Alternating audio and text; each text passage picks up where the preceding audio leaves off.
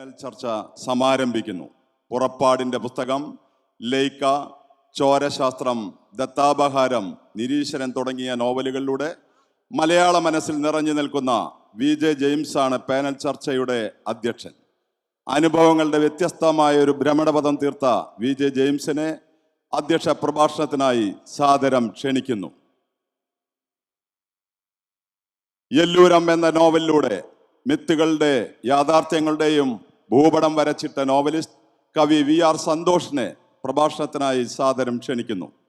വല്ലി, ആ നദിയോട് പേര് ചോദിക്കരുത് എന്നീ നോവലുകളിലൂടെ പിറന്ന മണ്ണിൽ ഇടമില്ലാത്തവരുടെ ദുരിതകഥ പറഞ്ഞു തന്ന ഷീല ടോമിയെ പ്രഭാഷണത്തിനായി സാദരം ക്ഷണിക്കുന്നു.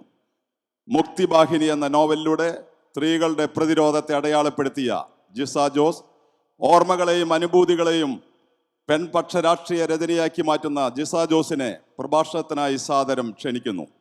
ഗാന്ധി വധക്കേസിന്റെ പശ്ചാത്തലത്തിൽ എഴുതപ്പെട്ട 9mm ബെരേറ്റ എന്ന രാഷ്ട്രീയ നോവലിലൂടെ ചരിത്രത്തെ പുതിയ കാലവുമായി കൂട്ടിയിണക്കിയ വിനോദ് കൃഷ്ണയെ പ്രഭാഷണത്തിനായി സാദരം ക്ഷണിക്കുന്നു.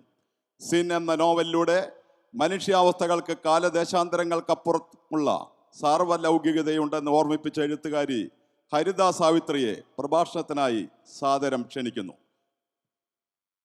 1.5 മണിക്കൂറാണ് പാനൽ ചർച്ചയുടെ സമയം. മലയാള നോവൽ പുതിയ മുഖം എന്ന വിഷയത്തിൽ പാനൽ ചർച്ച സമാരംഭിക്കുന്നു.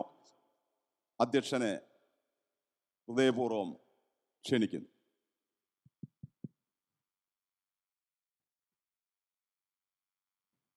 എല്ലാവർക്കും നമസ്കാരം. 1887 അപ്പു നെടുങ്ങാടി അദ്ദേഹത്തിൻ്റെ കുന്തലത എന്ന നോവൽ പ്രകാശനം ചെയ്യുന്നതിലൂടെ ആണ് മലയാള നോവൽ അതിൻ്റെ മുന്നോട്ടുള്ള കാൽവയ്പ് വയ്ക്കുന്നതെന്നാണ് പൊതുവെ നമ്മൾ സ്വീകരിച്ചിരിക്കുന്നത്. അദ്ദേഹത്തിൻ്റെ ഒരു കാലഘട്ടത്തിൽ തന്നെ ചന്തുമേനോൻ മലയാളത്തിൽ അതിനുശേഷം CV വരുന്നുണ്ട്. പിന്നീട് പല പല തലമുറകൾ ഇങ്ങനെ കടന്നു വരുന്നുണ്ട്. ഇടയ്ക്ക് നമ്മൾ തകഴിയുടെയും ദേവിൻ്റെയും പൊറ്റക്കാടിൻ്റെയും അതുപോലെയുള്ള VK-ൻ്റെയൊക്കെ ഒരു തലമുറയെ കാണുന്നു. അതിനുശേഷം പിന്നീട് OV വിജയൻ, സക്കറിയ സേതു, പുനത്തിൽ കുഞ്ഞബ്ദുള്ള, മുകുന്ദൻ തുടങ്ങിയ മറ്റൊരു തലമുറ. ആ തലമുറയ്ക്കും ശേഷം നമ്മൾ ബെന്യാമിനെയും മീരയെയും അതുപോലെ ഈ സന്തോഷ് കുമാറിനെയും സുഭാഷ് ചന്ദ്രനെയും ഒക്കെ നമ്മൾ കാണുന്നു. TD രാമകൃഷ്ണൻ തുടങ്ങിയവരെയൊക്കെ. പിന്നാലെ പുതുതലമുറയുടെ S. ഹരീഷ് വരുന്നു, ബിനോയ് തോമസിനെ, അതുപോലെ പലരും, ഷിനിലാൽ ഉൾപ്പെടെയുള്ളവർ, അമൽ, ഷിനിലാൽ ഉൾപ്പെടെയുള്ളവരെയൊക്കെ നമ്മൾ കാണും. ഈ കാലഘട്ടത്തിന് ശേഷം എനിക്ക് തോന്നുന്നു കഴിഞ്ഞ ഏതാണ്ട് 3-4 വർഷത്തിനിടയിൽ ആദ്യമായി നോവൽ എഴുതിയവർ ആണ് ഈ വേദിയിൽ പ്രത്യക്ഷപ്പെടുന്നത്. അതുകൊണ്ടായിരിക്കണം മലയാള നോവൽ പുതിയ മുഖം എന്ന് ഈ ഒരു സെഷന് പേര് കൊടുത്തിരിക്കുന്ന. ഈ പുതിയ മുഖത്തിലെ പഴയ മുഖമായിട്ടുള്ളത് ഞാനാണ്. പുറപ്പാടിൻ്റെ പുസ്തകം എഴുതി അതിൻ്റെ 25ാം വാർഷികമാണ് ഈ വർഷം നടക്കുന്നത്. അപ്പം അത്രയും കുറച്ച് പഴയ മുഖമാണ്. അതിന് എത്രയോ കാലം മുമ്പ് ഞാൻ എഴുതി തുടങ്ങിയിട്ടുണ്ടാകും. നമുക്ക് ഈ സെഷനിൽ 90 മിനിറ്റാണ് അനുവദിച്ചിരിക്കുന്നത്. ഈ 6 പേര് അത് തുല്യമായിട്ട് ഏതാണ്ട് വീതിച്ചെടുത്താൽ തന്നെ 12 മിനിറ്റ് കഷ്ടിച്ച് ആളുകൾ കിട്ടും. പിന്നെ സദസ്സുമായിട്ടുള്ള ഒരു സംവാദം. അപ്പോൾ ആ നിലയിൽ ഇതിലേക്ക് കൊണ്ടുപോകുമ്പോൾ ഞാൻ അധികം സമയം ഇതിനു വേണ്ടി വിനിയോഗിക്കുന്നില്ല. എനിക്ക് തോന്നുന്നത് നമുക്ക് ഈ എഴുത്തുകാരിലേക്ക് കടന്ന് അവരുടെ എഴുത്തിനെ, കാരണം പുതിയ കാലഘട്ടത്തിലെ നോവൽ എഴുത്തിൻ്റെ പ്രത്യേകതകൾ എന്താണെന്നുള്ളതിനെ, ഈ കാലഘട്ടത്തെ എങ്ങനെയാണ് ഈ നോവലിസ്റ്റുകൾ അഭിമുഖീകരിക്കുന്നത്. അവർ പുതിയ പുതിയ വിഷയങ്ങൾ നമ്മൾ ഉയർന്നു വരുന്ന ഒരു കാലഘട്ടമാണ്. ദലിത് വിഷയം, അല്ലെങ്കിൽ LGBT, അല്ലെങ്കിൽ സ്ത്രീകളുടെ അവരുടെ തനത് സ്വത്വപരമായ പ്രശ്നങ്ങളെയൊക്കെ മുൻപില്ലാത്ത ആഴത്തിൽ അവഗാഹമായിട്ടൊക്കെ നോക്കിക്കാണുകയും രാഷ്ട്രീയമായിട്ടുള്ള പ്രതികരണങ്ങളിലേക്കൊക്കെ ഇടപെടുകയും ചെയ്യുന്ന സജീവമായ നോവലെഴുത്തിൻ്റെ ഒരു കാലഘട്ടത്തിൽ നമുക്ക് ഈ എഴുത്തുകാർക്ക് ഓരോരുത്തർക്കും അവരുടെ കൃതികളെക്കുറിച്ച് പറയുവാൻ എന്താണുള്ളത്. പിന്നെ പൊതുവായിട്ട് നോവലിനെക്കുറിച്ച് നമുക്ക് ചർച്ച ചെയ്യുവാനുള്ള സമയം കിട്ടുകയാണെങ്കിൽ നമുക്ക് അതിലേക്ക് കടന്നു പോകാം. അതിനേക്കാൾ ഈ പുതിയ മുഖങ്ങളെ കൂടുതൽ ശക്തമായിട്ട് നിങ്ങളുടെ മുന്നിൽ അവതരിപ്പിക്കുക എന്നുള്ളതാണ് എനിക്ക് ചെയ്യാൻ ഇന്ന് ഞാൻ ആഗ്രഹിക്കുന്നത്. ഇതിന് പ്രത്യേക തിരഞ്ഞെടുപ്പൊന്നുമില്ല. ഒരു ഓർഡർ എന്ന് പറയുന്നത് ഞാൻ എൻ്റെ മനസ്സിൽ ചുമ്മാ കരുതിയ ഒരു ഓർഡറാണ്. അതിൻ്റെ അകത്ത് ഫസ്റ്റ് സെക്കൻഡ് തേർഡ് എന്നുള്ള യാതൊരു കൺസെപ്റ്റുമില്ല. നമുക്ക് സ്ത്രീപക്ഷത്ത് നിന്ന് ആദ്യം തുടങ്ങാമെന്ന് പറഞ്ഞാൽ ഞാൻ വിചാരിക്കുന്നത് ഷീല ടോമിയിൽ നിന്ന് അങ്ങ് തുടങ്ങിയാലോ എന്നാണ്. ഷീല ടോമിയെ നമുക്കറിയാം, രണ്ട് ശക്തമായ നോവലുകൾ, വല്ലി എന്ന നോവലിലൂടെയും അതുപോലെ ആ നദിയോട് പേര് ചോദിക്കരുത് എന്ന 2 നോവലുകൾ മലയാളത്തിന് സമ്മാനിച്ച് പെട്ടെന്ന് തന്നെ നമ്മുടെ മലയാളത്തിൻ്റെ ശ്രദ്ധയല്ല, ഇതര ഭാഷകളുടെയും ഇംഗ്ലീഷിൻ്റെയും വരെ ശ്രദ്ധ പിടിച്ചെടുക്കുവാൻ കഴിയുകയും ചെയ്ത ഒരു എഴുത്തുകാരിയാണ്, ഈ കാലഘട്ടത്തിലെ എഴുത്തുകാരിയാണ് വല്ലി. നമുക്കറിയാം, വയനാടിൻ്റെ പശ്ചാത്തലത്തിൽ ഏതാണ്ട് 1970 കാലഘട്ടത്തിൽ തുടങ്ങി ഒരു 4 തലമുറയുടെ കഥ പറയുന്ന ഒരു നോവലാണ് വല്ലി എന്ന് പറയുന്നത്. അവിടേക്ക് ആ വയനാടിൻ്റെ പശ്ചാത്തലത്തിൽ കടന്നു വരുന്ന തുമ്മിച്ചിൻ്റെയും അതുപോലെ സാറയുടെയും മകളായ സൂസൻ എഴുതിയ ഡയറി കുറിപ്പുകൾ, തൻ്റെ മകൾക്ക് ടെസ്സയ്ക്ക് വേണ്ടി എഴുതിയതെന്ന് നമുക്ക് കരുതാം. ആ ഡയറി കുറിപ്പുകളിലൂടെ വയനാടിൻ്റെ ശക്തമായ ഭൂമിശാസ്ത്രവും സസ്യശാസ്ത്രവും അവിടുത്തെ രാഷ്ട്രീയവും വിപ്ലവവും എന്ന് വേണ്ട അവരുടെ ആ സകല വേദനകളെയും അവരുടെ സന്ദിഗ്ധതകളെയും ഒപ്പിയെടുത്ത വല്ലി, അതിശക്തമായ ആ നോവൽ അത് ഇംഗ്ലീഷിലേക്ക് ട്രാൻസ്ലേറ്റ് ചെയ്യപ്പെട്ടപ്പോൾ JCB പ്രൈസ് 2022 ഷോർട്ട് ലിസ്റ്റ് ചെയ്യപ്പെട്ടതാണ്. എനിക്ക് സന്തോഷമുണ്ട്. 2021 ആൻറ്റി ക്ലോക്ക് എന്നുള്ള എൻ്റെ നോവലും JCB ഷോർട്ട് ലിസ്റ്റ് ചെയ്യപ്പെട്ടിരുന്നത്. അങ്ങനെ ഒരു സമാനത ഉള്ളതുകൊണ്ടുള്ള മറ്റൊരു സന്തോഷവുമുണ്ട്. ആ വല്ലിക്ക് ശേഷമാണ് ഷീല ടോമിയുടെ ആ നദിയോട് പേര് ചോദിക്കരുത് എന്ന നോവൽ കടന്നു വരുന്നത്. ആ പശ്ചാത്തലം നമുക്ക് ഇന്ന് പ്രത്യേകിച്ചും ആ ഇസ്രായേൽ പാലസ്തീൻ പ്രശ്നം ഏറ്റവും നീറി നിൽക്കുന്ന ഈ സമയത്ത് എനിക്ക് തോന്നുന്നു നമുക്ക് അങ്ങേയറ്റം അതിനോട് ഒട്ടിച്ചേർന്ന് നിന്ന് വായിക്കുവാൻ പറ്റുന്ന ഒരു നോവലാണ് ആ നദിയോട് പേര് ചോദിക്കരുത്. ഒരു കലാപഭൂമി, ആ കലാപഭൂമിയിൽ റൂത്ത് എന്ന ആ ഒരു വനിതയുടെ അന്വേഷണവും അതേ തുടർന്നുണ്ടാകുന്ന സംഭവവികാസങ്ങളും ഇങ്ങനെ ഒരു പ്രദേശത്തിൻ്റെ വേദനകളെ മുഴുവൻ ഒപ്പിയെടുത്തുകൊണ്ട് ചിത്രീകരിച്ച ആ നദിയോട് പേര് ചോദിക്കരുത് എന്നീ 2 നോവലുകളിലൂടെ മലയാളത്തിൽ ശക്തമായി സാന്നിധ്യം അറിയിച്ചു നിൽക്കുന്ന ഷീല ടോമി ഈ എഴുത്തുകളിലേക്ക് ഈ കാലഘട്ടത്തിൽ കടന്നു വരുമ്പോൾ ഷീല ടോമി അതിനോട് എങ്ങനെയാണ്, ഈ കാലഘട്ടത്തോട് ഈ നോവലുകൾ എങ്ങനെ പ്രതികരിക്കണമെന്നാണ് ആഗ്രഹിച്ചത്, അല്ലെങ്കിൽ അതിനുവേണ്ടിയുള്ള തയ്യാറെടുപ്പുകളും ഒരു വ്യക്തി എന്ന നിലയിലും എഴുത്തുകാരി എന്ന നിലയിലും നേരിട്ട വെല്ലുവിളികളും ഇതേക്കുറിച്ച് ഒന്ന് സംസാരിക്കാനാവുമെന്ന് ഞാൻ കരുതുകയാണ്. എല്ലാവർക്കും എൻ്റെ വിനീതമായ നമസ്കാരം. ജെയിംസ് പറഞ്ഞ നല്ല വാക്കുകൾക്ക് നന്ദി. നമ്മൾക്കെല്ലാം അറിയാം, സിയാച്ചിൽ മൂപ്പൻ്റെ പ്രശസ്തമായ ചില വാക്കുകൾ നമ്മൾ കേട്ടിട്ടുണ്ട്. ഞങ്ങൾ ഭൂമിയുടെ ഭാഗവും ഭൂമി ഞങ്ങളുടെ ഭാഗവുമാണ്. ഈ പുഴകളിലും അരുവികളിലും തിളങ്ങി ഒഴുകുന്ന വെള്ളം വെറും വെള്ളമല്ല, അത് ഞങ്ങളുടെ പൂർവികരുടെ രക്തമാണ്. ഞങ്ങൾ ചവിട്ടി നിൽക്കുന്ന ഈ മണ്ണ് വെറും മണ്ണല്ല, അത് ഞങ്ങളുടെ പൂർവികരുടെ ചിതാഭസ്മമാണ്. പ്രിയപ്പെട്ടവരെ, എനിക്ക് തോന്നുന്നു ലോകത്തിലെ ഒരു സാഹിത്യ പ്രവർത്തനവും കലാപ്രവർത്തനവും നമ്മുടെ പൂർവികരുടെ മണ്ണിൽ ചവിട്ടി നിൽക്കാതെ അതിൻ്റെ സാക്ഷാത്കാരത്തിലെത്തുന്നില്ല. അങ്ങനെ ഒരു എഴുത്തുകാരിയായിട്ട് വളരെ താമസിച്ച് കടന്നു വന്ന ഞാൻ എൻ്റെ എഴുത്തിൻ്റെ പശ്ചാത്തലം ആദ്യമായി ഉറപ്പിച്ചത് എൻ്റെ പൂർവികരുടെ മണ്ണിൽ തന്നെയാണ്. നമുക്കറിയാം, ഇപ്പം നോവലിൻ്റെ പുതിയ മുഖം എന്ന് പറയുന്നു. തീർച്ചയായിട്ടും പുതിയ നോവൽ പഴയതിൻ്റെ തുടർച്ച തന്നെയാണ്. പഴയതിനെ ഇന്നത്തെ പുതിയ കാലത്തിനനുസരിച്ച്, പുതിയ ദേശത്തിനനുസരിച്ച്, മാറുന്ന ചരിത്ര വ്യാഖ്യാനങ്ങൾക്കനുസരിച്ച് ഒക്കെ നമ്മൾ പുതിയ എഴുത്തുകാർ തിരുത്തി എഴുതിക്കൊണ്ടിരിക്കുകയാണ്, അല്ലെങ്കിൽ അപനിർമ്മിക്കുകയാണ് എന്നാണ് എനിക്ക് തോന്നിയിട്ടുള്ളത്. ഞാൻ എൻ്റെ എഴുത്തിൻ്റെ കാലം പറഞ്ഞാൽ സ്കൂളിലും കോളേജിലും ഒക്കെ എഴുതിയിരുന്നെങ്കിലും പിന്നീട് ജോലിയിലേക്കും ജീവിതത്തിലേക്കൊക്കെ കടന്നു കഴിഞ്ഞപ്പോൾ എഴുത്ത് എൻ്റെ ഏറ്റവും അവസാനത്തെ പ്രയോറിറ്റി ആയിട്ട് മാറിയ ഒരു സമയമുണ്ടായിരുന്നു. കാരണം 3 കുഞ്ഞുങ്ങളെ വളർത്തി വലുതാക്കി അതിനിടയിൽ ജോലിയും ചെയ്ത് അങ്ങനെയുള്ള ഒരാൾക്ക് തീർച്ചയായിട്ടും എഴുത്തിലേക്ക് കടന്നു വരിക എന്നുള്ളത് വളരെ പ്രയാസമായ കാര്യമാണ്, പ്രത്യേകിച്ചും പ്രവാസത്തിലിരിക്കുന്ന ഒരു സ്ത്രീക്ക്. നേരത്തെ ജെയിംസ് സൂചിപ്പിക്കുകയുണ്ടായി എന്തെല്ലാം പ്രതിബന്ധങ്ങളിലൂടെയാണ് നമ്മൾ എഴുതിക്കൊണ്ടുവരുന്നത് എന്നൊക്കെ പറയണമെന്ന്. എനിക്ക് തോന്നുന്നു ആണെഴുത്തുകാർ ചാടിക്കടക്കുന്നതിനേക്കാൾ 100 ഇരട്ടി ഹർഡിൽസ് ചാടിക്കടന്നാണ് ഒരു പെണ്ണെഴുത്തുകാരിയും ഇന്ന് അവരുടെ രചനകൾ, അല്ലെങ്കിൽ ഏത് കലാരംഗത്ത് നിൽക്കുന്നവരും അവരുടെ രചനകളുമായിട്ട് മുന്നോട്ട് വരുന്നത്.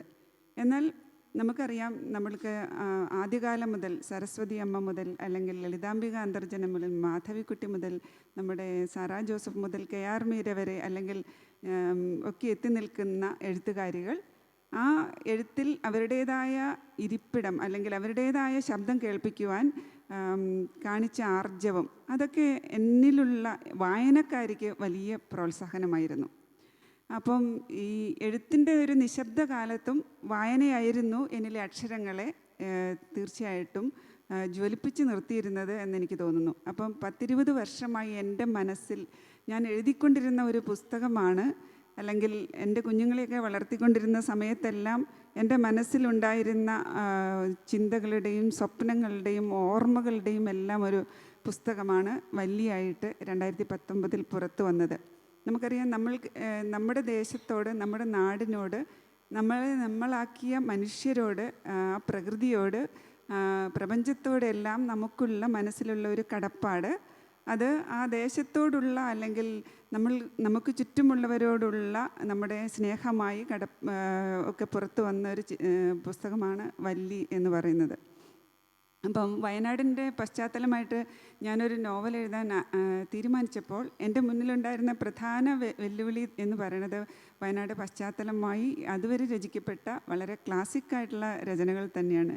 പി വത്സല ടീച്ചറുടെ നെല്ലായാലും, അതുപോലെ KJ ബേബിയുടെ മാവേലി മന്ത്രം, ഇനി ആദ്യകാല കുടിയേറ്റത്തെക്കുറിച്ച് പറഞ്ഞ വിഷകന്യക അടക്കമുള്ള പുസ്തകങ്ങളെല്ലാം ഒരു പ്രതിബന്ധമായി, അല്ലെങ്കിൽ അതിനപ്പുറത്തേക്ക് ഞാൻ എന്തു പറയണമെന്നുള്ളൊരു ചിന്തയായി എൻ്റെ മുന്നിൽ നിൽക്കുമ്പോൾ, മാറി വരുന്ന വയനാടിനെ, 1970-കൾക്ക് ശേഷമുള്ള വയനാടിനെ രേഖപ്പെടുത്താൻ ഞാൻ ശ്രമിക്കുകയായിരുന്നു വല്ലിയിലൂടെ.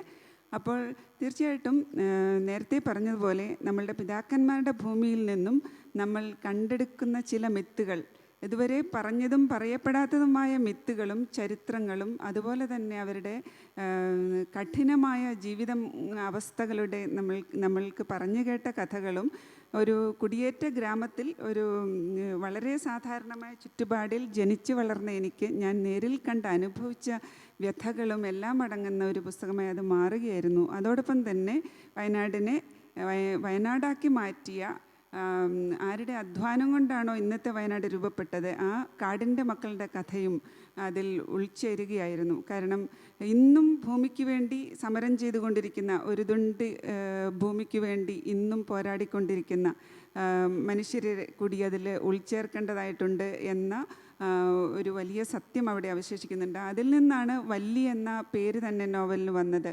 നിങ്ങൾക്ക് അറിയാവുന്ന പോലെ വല്ലി എന്ന് പറഞ്ഞാൽ അതിൽ പല അർത്ഥങ്ങളുണ്ട്. വല്ലി എന്ന് പറഞ്ഞാൽ ലത, വള്ളിയാണ്. അതുപോലെ തന്നെ വല്ലി എന്ന് പറഞ്ഞാൽ ഭൂമി എന്നൊരർത്ഥമുണ്ട്. വല്ലി എന്ന് പറഞ്ഞാൽ സ്ത്രീയാണ്. അല്ലെങ്കിൽ വല്ലി എന്ന് പറഞ്ഞാൽ വയനാട്ടിൽ 1970-കൾക്ക് മുമ്പേ നിലവിലിരുന്ന ഒരു കരാർ സമ്പ്രദായമാണ്. അപ്പോൾ ഒരു നിശ്ചിത അളവ് നെല്ലിനും വേണ്ടി, അല്ലെങ്കിൽ ഒരു നാഴി നെല്ലിന് വേണ്ടി വയനാട്ടിലെ ആദിവാസികളെ പണയത്തിനെടുത്ത് ഒരു വർഷം മുഴുവൻ ഒരു ജന്മിയുടെ കീഴിൽ ആ കുടുംബം മുഴുവൻ പണിയെടുക്കണം എന്നുണ്ടായിരുന്ന ആ കരാർ സമ്പ്രദായം, അതിനെതിരെ നടന്ന വല്ലി സമരവും അതുപോലെയുള്ള വിപ്ലവ സമരങ്ങളുമെല്ലാം പറയാതെ, അതിനെക്കുറിച്ച് സൂചിപ്പിക്കാതെ വയനാടിൻ്റെ കഥ പറഞ്ഞു തീർക്കാൻ സാധിക്കില്ല എന്നുള്ള ഒരു ബോധത്തിൽ നിന്ന് അതെല്ലാം അതിൽ കടന്നു വരുന്നു. അങ്ങനെ വയനാടിൻ്റെ കഥയായി വല്ലി മാറിയതിന് ശേഷം പിന്നീട് ഞാൻ പ്രവാസത്തിലിരിക്കുന്ന ഒരു സ്ത്രീ എന്ന നിലയിൽ പ്രവാസികളുടെ കഥകൾ ഒരുപാട് എഴുതപ്പെട്ടിട്ടുണ്ട്.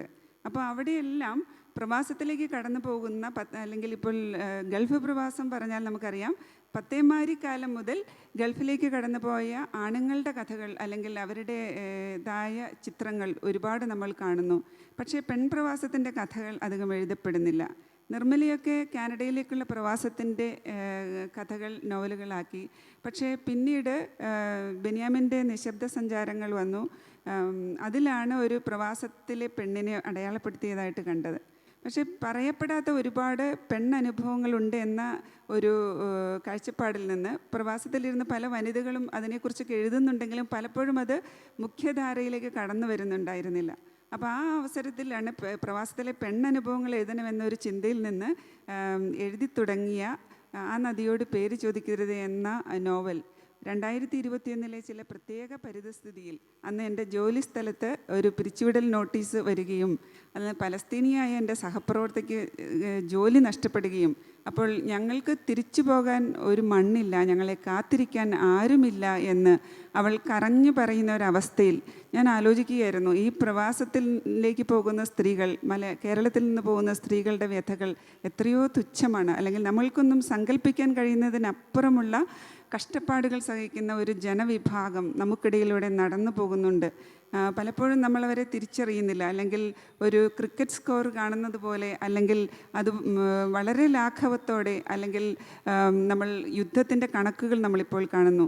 വെറും 40 കിലോമീറ്റർ 45 കിലോമീറ്റർ നീളമുള്ള ഒരു സ്ട്രിപ്പിൽ ഇപ്പോൾ നമ്മൾ കഴിഞ്ഞ ഒക്ടോബർ 7 ശേഷം നമ്മൾ കണ്ടു, വെറും 5 കിലോമീറ്റർ വീതിയുള്ള ഒരു ചെറിയ സ്ട്രിപ്പിൽ 23 ലക്ഷം മനുഷ്യർ നരകയാതന അനുഭവിക്കുന്ന, അല്ലെങ്കിൽ ഭക്ഷണമില്ലാതെ, വെള്ളമില്ലാതെ, മരുന്നില്ലാതെ, ജീവൻ നിലനിർത്താൻ ഉള്ള ഉപകരണങ്ങളില്ലാതെ നരകയാതന അനുഭവിക്കുന്ന ഒരവസ്ഥ നമ്മൾ കണ്ടു.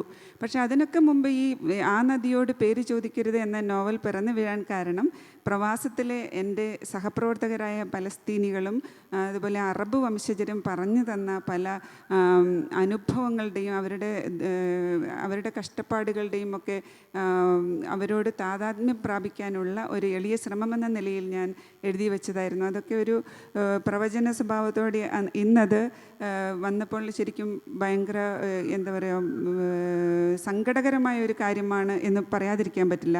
നമ്മൾ കണ്ടു, ലോകത്തിൽ എവിടെയായാലും ഇത്തരത്തിലുള്ള മനുഷ്യാവകാശ ലംഘനങ്ങൾക്കെല്ലാം ഒരേ മുഖമാണ്, അല്ലെങ്കിൽ മനുഷ്യനെ യുദ്ധത്തിൻ്റെ കെടുതികൾക്കിരയാക്കുന്ന അധിനിവേശത്തിന് എല്ലാം ഒരേ മുഖമാണ്.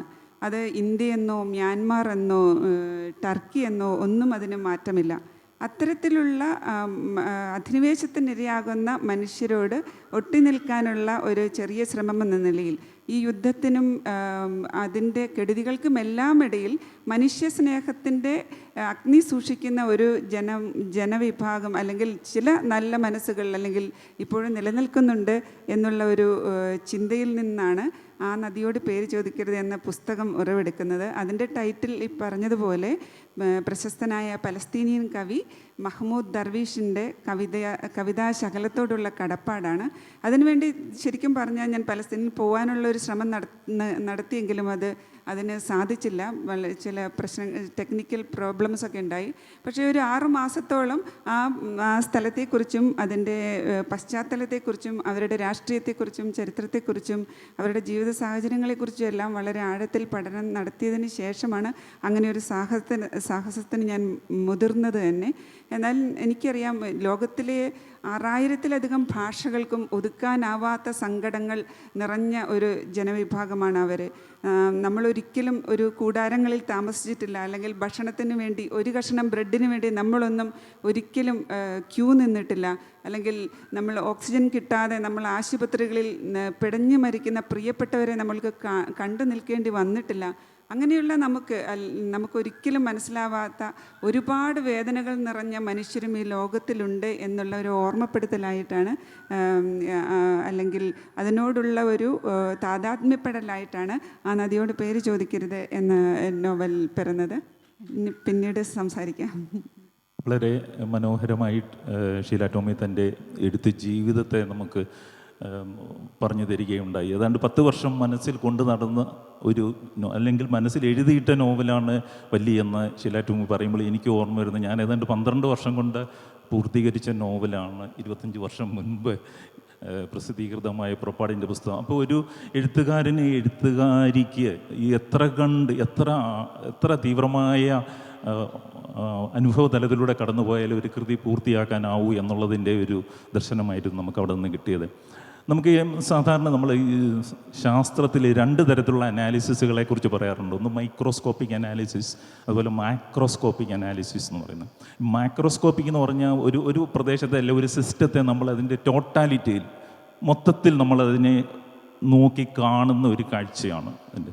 എന്നാൽ അതിൻ്റെ ഏതെങ്കിലും ഒരു പ്രത്യേക ഏരിയയെ എടുത്തിട്ട് ഒരു പ്രത്യേക സ്പോട്ടിനെ നമ്മൾ എടുത്തിട്ട് അതിനെ സൂക്ഷ്മമായിട്ട് സൂം ചെയ്ത് അതിൻ്റെ ആന്തരാവസ്ഥകളിലേക്ക് കടന്നു പോകുന്ന ഈ മൈക്രോസ്കോപ്പിക് അനാലിസിസ് എന്ന് പറയുന്നത്.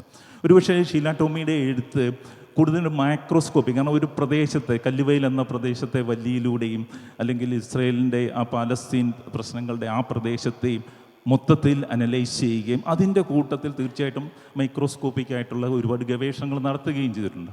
ഇതുപോലെ നമ്മൾ ജിസ ജോസിലേക്ക് എത്തുമ്പോൾ കാണുന്ന ഒരു പ്രത്യേകത, ജിസ ജോസ് മൈക്രോസ്കോപ്പിക് അനാലിസിസ് ഒരുപക്ഷെ നമുക്ക് സാധ്യമാകാത്ത, ഇപ്പോൾ ഒരു വസ്തുവിനെ നമ്മൾ കാണുമ്പോൾ അതിൻ്റെ ആന്തരമായിട്ട് അതിനുള്ളിൽ എന്താണെന്ന് പ്രകടമായിട്ട് നമുക്ക് കാണാനാവാത്ത വിധത്തിലുള്ള സ്ത്രീയുടെ ജീവിതാവസ്ഥകളെ അതിനെ അപഗ്രഥിച്ച് ചെല്ലും, നമ്മളെ അമ്പരപ്പിക്കുന്ന രീതിയിലുള്ള അപഗ്രഥനമാണ്. ഞാൻ വേറെ ഒരു എഴുത്തുകാരിൽ ഞാൻ സത്യത്തിൽ കണ്ടിട്ടില്ല എന്ന് പറയേണ്ടി വരും. കാരണം മുദ്രിത വായിക്കുമ്പോഴും അതുപോലെ ആനന്ദഭാരം വായിക്കുമ്പോഴും മുക്തിവാഹിനി വായിക്കുമ്പോഴും ഒക്കെ നമ്മൾ കാണുന്നത് ഈ സ്ത്രീകളെല്ലാം വ്യത്യസ്തരായി നിലനിൽക്കെ തന്നെ അവരുടെ നമുക്കൊരുപക്ഷെ ഒരു പുരുഷനെന്ന കാഴ്ചപ്പാടിലോ സ്ത്രീ എന്ന കാഴ്ചപ്പാടിലോ മറ്റൊരു സ്ത്രീ അനുഭവിച്ചിരിക്കാം എന്ന് നമ്മൾ ഒരിക്കലും ചിന്തിക്കാത്ത അവസ്ഥകളിലൂടെ കടന്നു പോകുന്ന ഒരു സൂക്ഷ്മ ദർശനം അത് സാധ്യമാകുന്നുണ്ട്. ഇപ്പോൾ മുദ്രിത എന്ന നോവൽ എടുക്കുകയാണെങ്കിൽ ആ മുദ്രിത നമുക്ക് അത് വെളിച്ചം എവിടെ നിന്നും വന്നുവെന്നോ എവിടേക്ക് പോകുന്നുവെന്നോ അറിയാത്ത വിധത്തിൽ ഈ മുദ്രിതയെ നമുക്ക് ഇന്നും ഒരു പ്രഹേളികയായിരിക്കും. നമ്മളത് വായിച്ചു കഴിയുമ്പോഴും ആ മുദ്രിത എന്ന കഥാപാത്രം നമുക്കൊരു പ്രഹേളികയാണ്. അതുപോലെ മുക്തിവാഹിനിയിൽ വരുമ്പോൾ അതിലെ താരാപ്രിയദർശിനിയും ഇതുപോലെ താരാപ്രിയദർശിനിയും അപഹരിക്കപ്പെട്ടു പോയെന്ന് നമുക്ക് എവിടെയാണെന്ന് നമുക്കറിയത്തില്ല.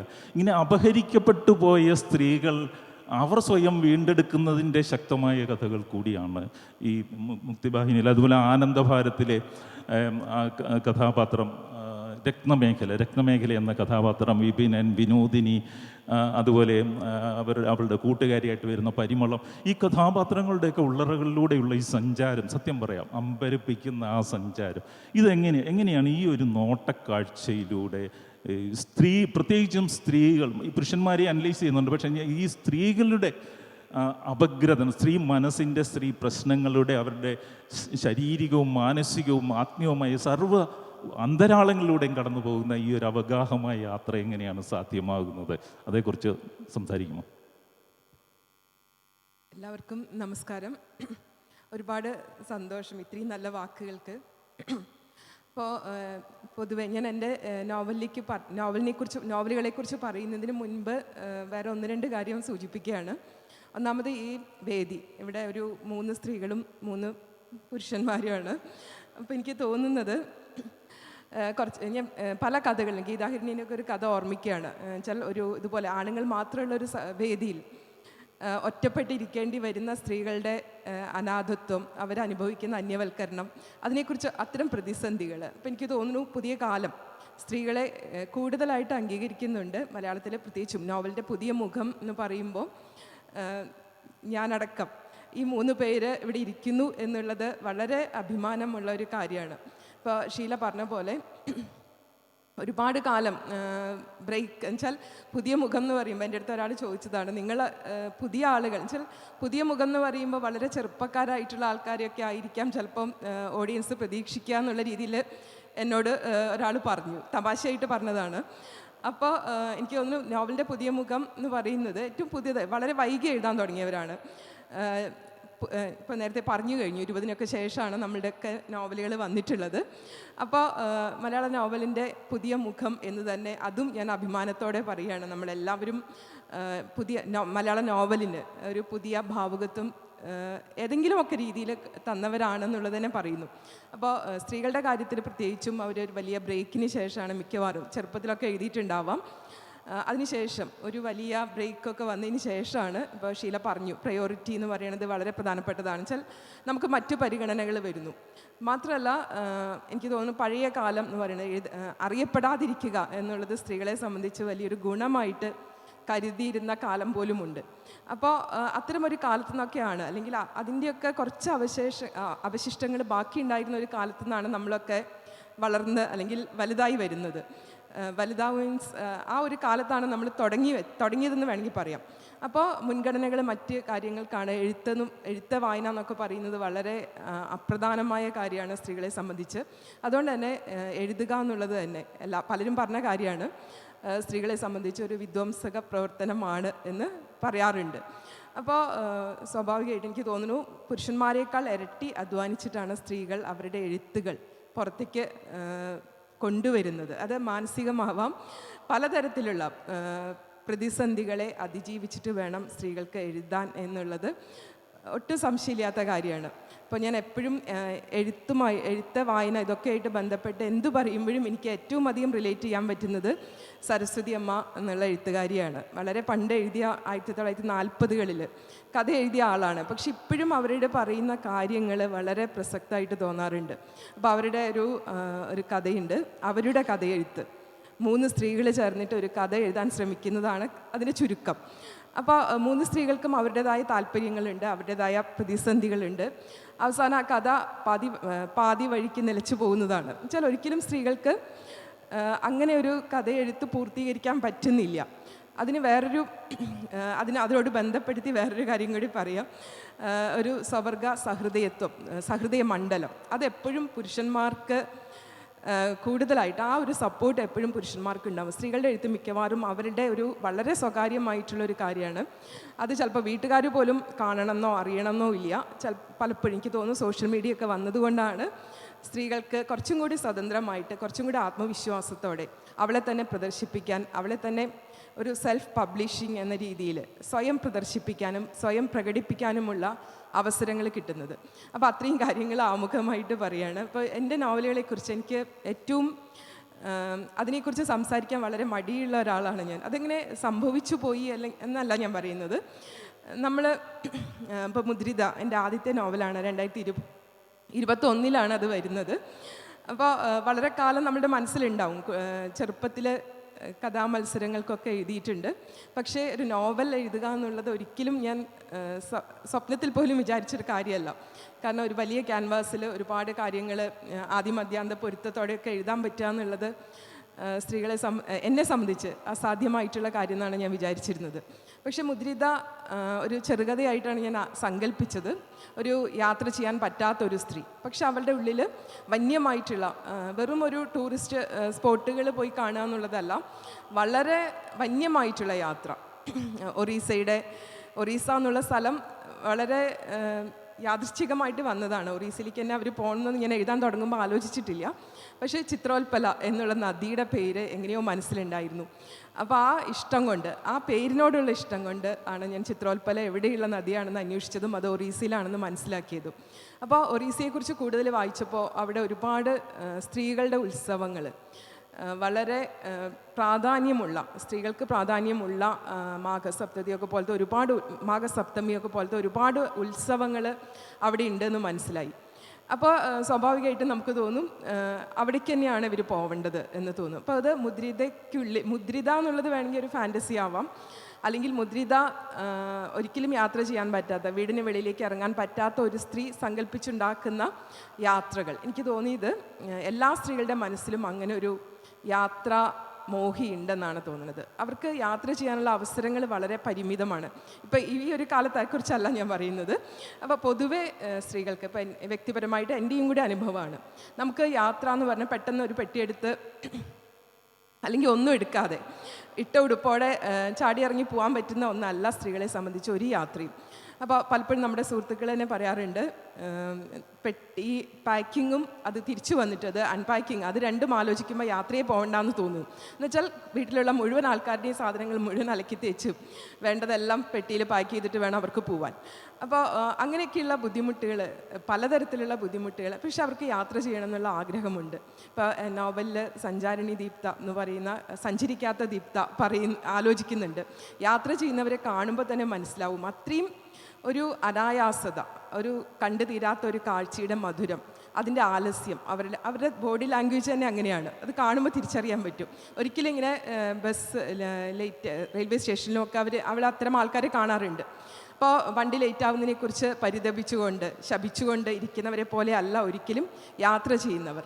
അപ്പോൾ അങ്ങനെ യാത്ര ചെയ്യുക, ഇരുന്നിടത്ത് തന്നെ ഇരുന്ന് പൂതലിച്ചു പോവാതെ യാത്ര ചെയ്തുകൊണ്ടേ ഇരിക്കുക, സ്വയം പുതുക്കുക, അത്തരമൊരു ആഗ്രഹം എല്ലാ സ്ത്രീകളുടെ മനസ്സിലുണ്ടെന്നാണ് എനിക്ക് തോന്നിയിട്ടുള്ളത്. ഇപ്പോൾ ഈ മുദ്രിത വായിച്ചതിന് ശേഷം പല സ്ത്രീകളും പറഞ്ഞിട്ടുണ്ട്, ഒറ്റയ്ക്ക് എൻ്റെ അടുത്ത് വന്ന് പറഞ്ഞിട്ടുണ്ട്, ഒറ്റയ്ക്ക് യാത്ര പോകാൻ തീരുമാനിച്ചതിനെക്കുറിച്ച്, സ്ത്രീകൾ സംഘമായിട്ട് യാത്ര പോയതിനെക്കുറിച്ചൊക്കെ മുദ്രിതയുടെ പ്രേരണയിൽ എന്ന് തന്നെ പറഞ്ഞിട്ടുണ്ട്. മുമ്പും പോകാറുണ്ടാവും, പക്ഷേ ഇത് വായിച്ചിട്ടാണ് ഞങ്ങൾക്ക് സ്ത്രീകൾക്ക് മാത്രമായിട്ടൊരു യാത്ര പോകണമെന്ന് തോന്നിയത്, അങ്ങനെ ഒരു ട്രിപ്പ് നടത്തിയത് എന്നൊക്കെ പലരും വന്ന് മെസ്സഞ്ചറിലൊക്കെ വന്ന് സംസാരിക്കുമ്പോൾ, നേരിൽ കാണുമ്പോൾ പറയാറുണ്ട്.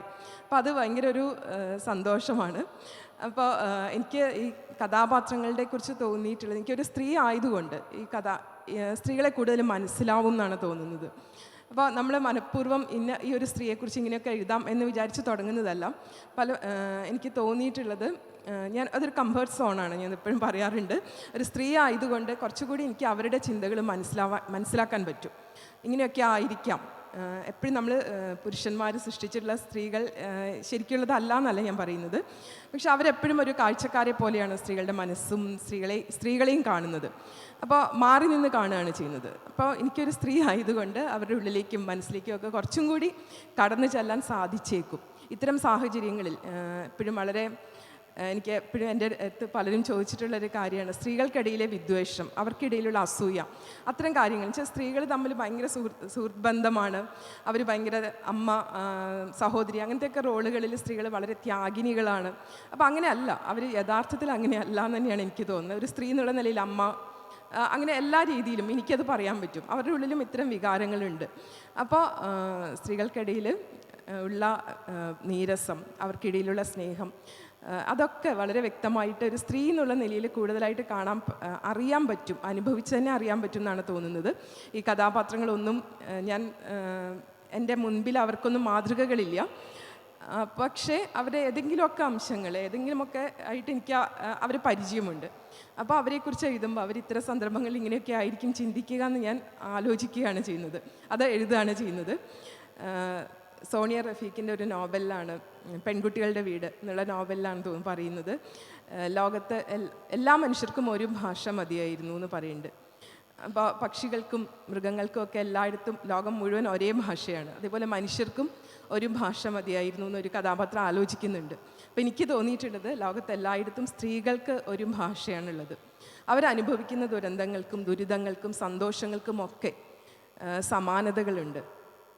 അപ്പോൾ സ്വാഭാവികമായിട്ടും എവിടെയുള്ള സ്ത്രീയെക്കുറിച്ച് എഴുതുമ്പോഴും അതിൽ എൻ്റെയും കൂടെ അംശമുണ്ട്. ഞാനും കൂടെ ആലോചിക്കുന്നതും ചിന്തിക്കുന്നതും ഒക്കെ തന്നെയാണ് അവരും ആലോചിക്കുന്നത്.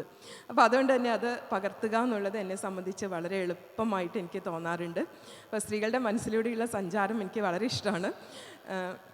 സമയം കഴിഞ്ഞിട്ടില്ല.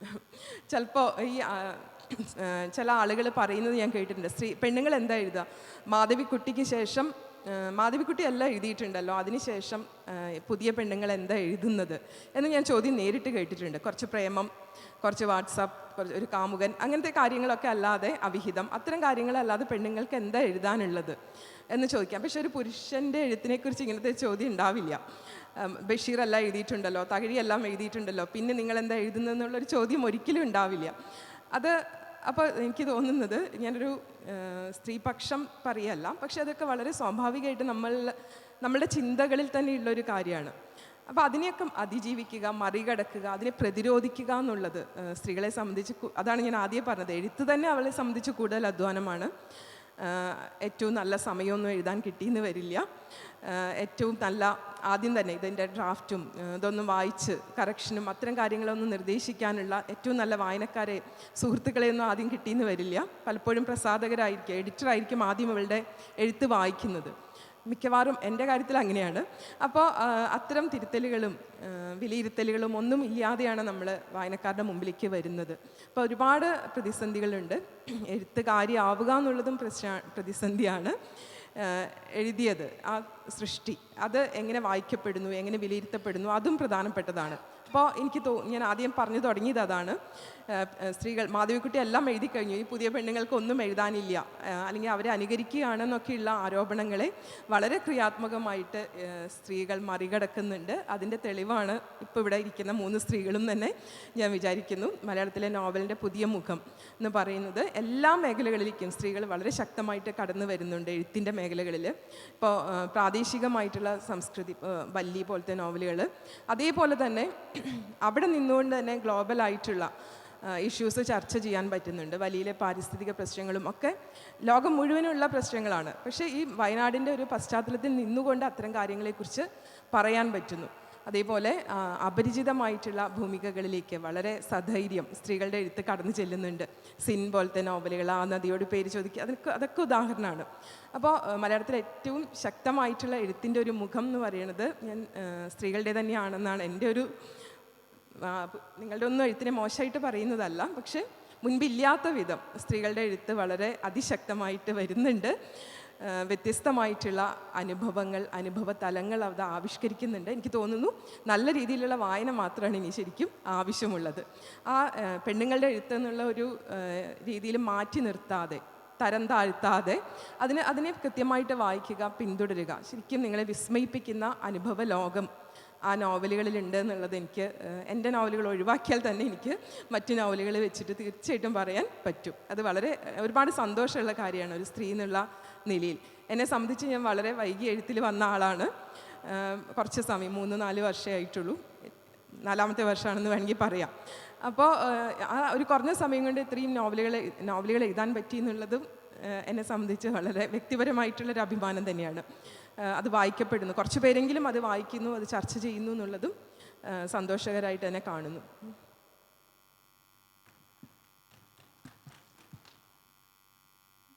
നാല് വർഷത്തെ എഴുത്ത് ജീവിതമേ ഉള്ളെങ്കിൽ 5 നോവലുകൾ പൂർത്തിയായി എന്നുള്ളത് അമ്പരിപ്പിക്കുന്ന കാര്യമാണ്. എനിക്കൊക്കെ ഒരു നോവൽ എഴുതാൻ ചിലപ്പോൾ 5 വർഷവും അതിനും കൂടുതലും ഒക്കെ സമയമെടുക്കുന്ന ഒരു വ്യക്തിയാണ്. സ്ത്രീകൾക്ക് എല്ലാവർക്കും ഒരേ ഭാഷയാണെന്നുള്ള കണ്ടെത്തൽ. അതുപോലെ ഇപ്പം നമ്മളിവിടെ ഇരിക്കുന്നു 50% സ്ത്രീ എഴുത്തുകാരികളുണ്ട്. അത് നമ്മളതിനെ ഒരു കമ്പാരിസണായിട്ട് സ്ത്രീ എഴുത്ത് അല്ലെങ്കിൽ പുരുഷനെഴുത്തൊന്നും നമ്മൾ പ്രത്യേകിച്ച് കാണേണ്ടതില്ല. കാരണം അവസാനം എഴുത്തിൽ വരുമ്പോൾ ഇതെല്ലാം മാഞ്ഞു പോകും. പക്ഷേ അങ്ങനെ ഒരു അവസ്ഥ നേരത്തെ ഇല്ലാഞ്ഞതിൽ നിന്ന് ഇപ്പോൾ അതിലേക്ക് നമ്മൾ എത്തിക്കൊണ്ടിരിക്കുന്നു എന്നുള്ളതാണ് എനിക്ക് തോന്നുന്നത് ജിസ ജോസ് നമ്മളോട് പറഞ്ഞതിൻ്റെ ഒരു അന്തസാരം എന്ന് പറയുന്നത്. ഈ സത്യത്തിൽ ഈ വേദിയിൽ നമുക്ക് KN പ്രശാന്തിനെ കൂടി ഉണ്ടാവേണ്ടതായിരുന്നു. പുനം എന്ന നോവൽ മനോഹരമായ ഭാഷയിൽ പ്രത്യേക ഒരു ഘടനയിൽ എഴുതിയ ആ നോവൽ ഇവിടെ ചർച്ച ചെയ്യപ്പെടേണ്ടതായിരുന്നു. പക്ഷേ അദ്ദേഹത്തിന് ചെറിയൊരു ബൈക്ക് ആക്സിഡൻറ്റ് ഉണ്ടായതുകൊണ്ട് കാൽക്കുഴയ്ക്ക് പ്രശ്നമായതുകൊണ്ട് ഇന്നിവിടെ എത്താൻ പറ്റിയില്ല. ഞാൻ ഇന്നലെ അദ്ദേഹത്തെ വിളിച്ചിരുന്നു. സാന്ദർഭികമായിട്ട് ഞാൻ അതുകൂടി പറഞ്ഞെന്നേ ഉള്ളൂ. ഇനി നമുക്ക് കടന്നു ചെല്ലേണ്ടത് എല്ലൂരം എന്ന ഏറെ പ്രത്യേകതകളുള്ള നോവൽ എഴുതിയ VR സന്തോഷ്. എനിക്ക് തോന്നുന്നു നമ്മുടെ ഈ സമീപകാലത്തിലെ നോവലിലെ ഒരു നല്ല പരീക്ഷണമായിരുന്നു എല്ലൂരം എന്ന് എനിക്ക് തോന്നിയാണ്. അദ്ദേഹം ആ എല്ലൂരം എന്ന നോവലിൻ്റെ ആമുഖത്തിൽ എഴുതുന്നുണ്ട്, ജീവിക്കുക എന്നത് ദുഷ്കരമായ ഒരു പ്രവൃത്തിയാണ്, എഴുതുക എന്നത് അതിനേക്കാൾ ദുഷ്കരമായ പ്രവൃത്തിയാണ്, ഇതിന് രണ്ടിനും ഇടയിലൂടെ സഞ്ചരിക്കുക എന്ന് പറഞ്ഞാൽ ഏറ്റവും ദുഷ്കരം എന്ന് അദ്ദേഹം കണ്ടെത്തുന്നു. സത്യമാണ്. അപ്പോൾ ആ ഒരു നോവലിലൂടെ നമ്മൾ കടന്നു പോകുമ്പോൾ, അതായത് ആ നോവൽ 29-ാം വയസ്സിൽ ആത്മഹത്യ ചെയ്ത ഒരാൾ എഴുതിയിട്ട ഭൂപടമാണ് ശരിക്കും എല്ലൂരം എന്ന് പറയുന്നത്. ആ ഭൂപടത്തിലെ അക്ഷാംശങ്ങളും രേഖാംശങ്ങളും അതിലെ ജീവിച്ചിരിക്കുന്ന കഥാപാത്രങ്ങൾ തന്നെയായി മാറുന്ന ഒരു അത്ഭുതം. എന്നിട്ട് 29-ാം വയസ്സിൽ മറ്റൊരു വായനക്കാരൻ ഈ ഭൂപടത്തെ കണ്ടെത്തുന്നു, അതിലെ കഥാപാത്രങ്ങളിലൂടെ അയാൾ സഞ്ചരിക്കുന്നു. ഇതിനേക്കാളൊക്കെ തമാശ, ഇത് നമ്മളെ യാഥാർത്ഥ്യത്തിനും ഭ്രമാത്മകതയ്ക്കും ഇടയ്ക്കൂടി നമ്മളെ സഞ്ചരിപ്പിച്ചിട്ട് ജീവിച്ചിരിക്കുന്ന മനുഷ്യരുടെ യാതനകൾ, അവരുടെ സ്വത്ത് പ്രതിസന്ധികൾ, രാഷ്ട്രീയ മാനങ്ങൾ, വിപ്ലവങ്ങൾ, നഷ്ടപ്പെട്ടു പോകുന്ന വിപ്ലവങ്ങൾ, അങ്ങനെ എന്തെല്ലാം പ്രശ്നങ്ങളോട് ഒരു കുഞ്ഞു നോവൽ, 112 പേജുള്ള ഒരു കുഞ്ഞു നോവൽ. ഓരോ അധ്യായവും വളരെ ചെറുതാണ്. അതായത് ചുരുക്കാവുന്നിടത്തോളം ചുരുക്കിക്കൊണ്ട് ഒരു 4 പേജിൽ അധികം വരില്ല ഒരധ്യായം എന്ന് പറയും, അത്രത്തോളം ചുരുക്കിക്കൊണ്ട്. അപ്പം ചുരുക്കും തോറും എപ്പോഴും ഡെൻസിറ്റി കൂടും എന്നുള്ളതിൻ്റെ ഒരു അനുഭവ തലമാണ് ഈ നോവൽ വായിക്കുമ്പോൾ നമുക്ക് കിട്ടും. ഇതിൻ്റെ അകത്ത് ഞാൻ ശ്രദ്ധിച്ച ഒരു കാര്യം, ഇതിൻ്റെ അകത്ത് ഒരു നരേറ്ററുടെ ഒരു അസാന്നിധ്യം, നരേറ്റർ അവിടെ സ്വയം വന്ന് ഞാനിത് നരേറ്റ് ചെയ്യുന്നു എന്ന് പ്രഖ്യാപിക്കുന്ന ഒരു സാന്നിധ്യ പ്രകടനത്തിന് മുതിരാതെ നരേറ്ററുടെ ഒരു അസാന്നിധ്യത്തിലൂടെയാണ് ഈ നോവൽ പുരോഗമിക്കുന്നത്.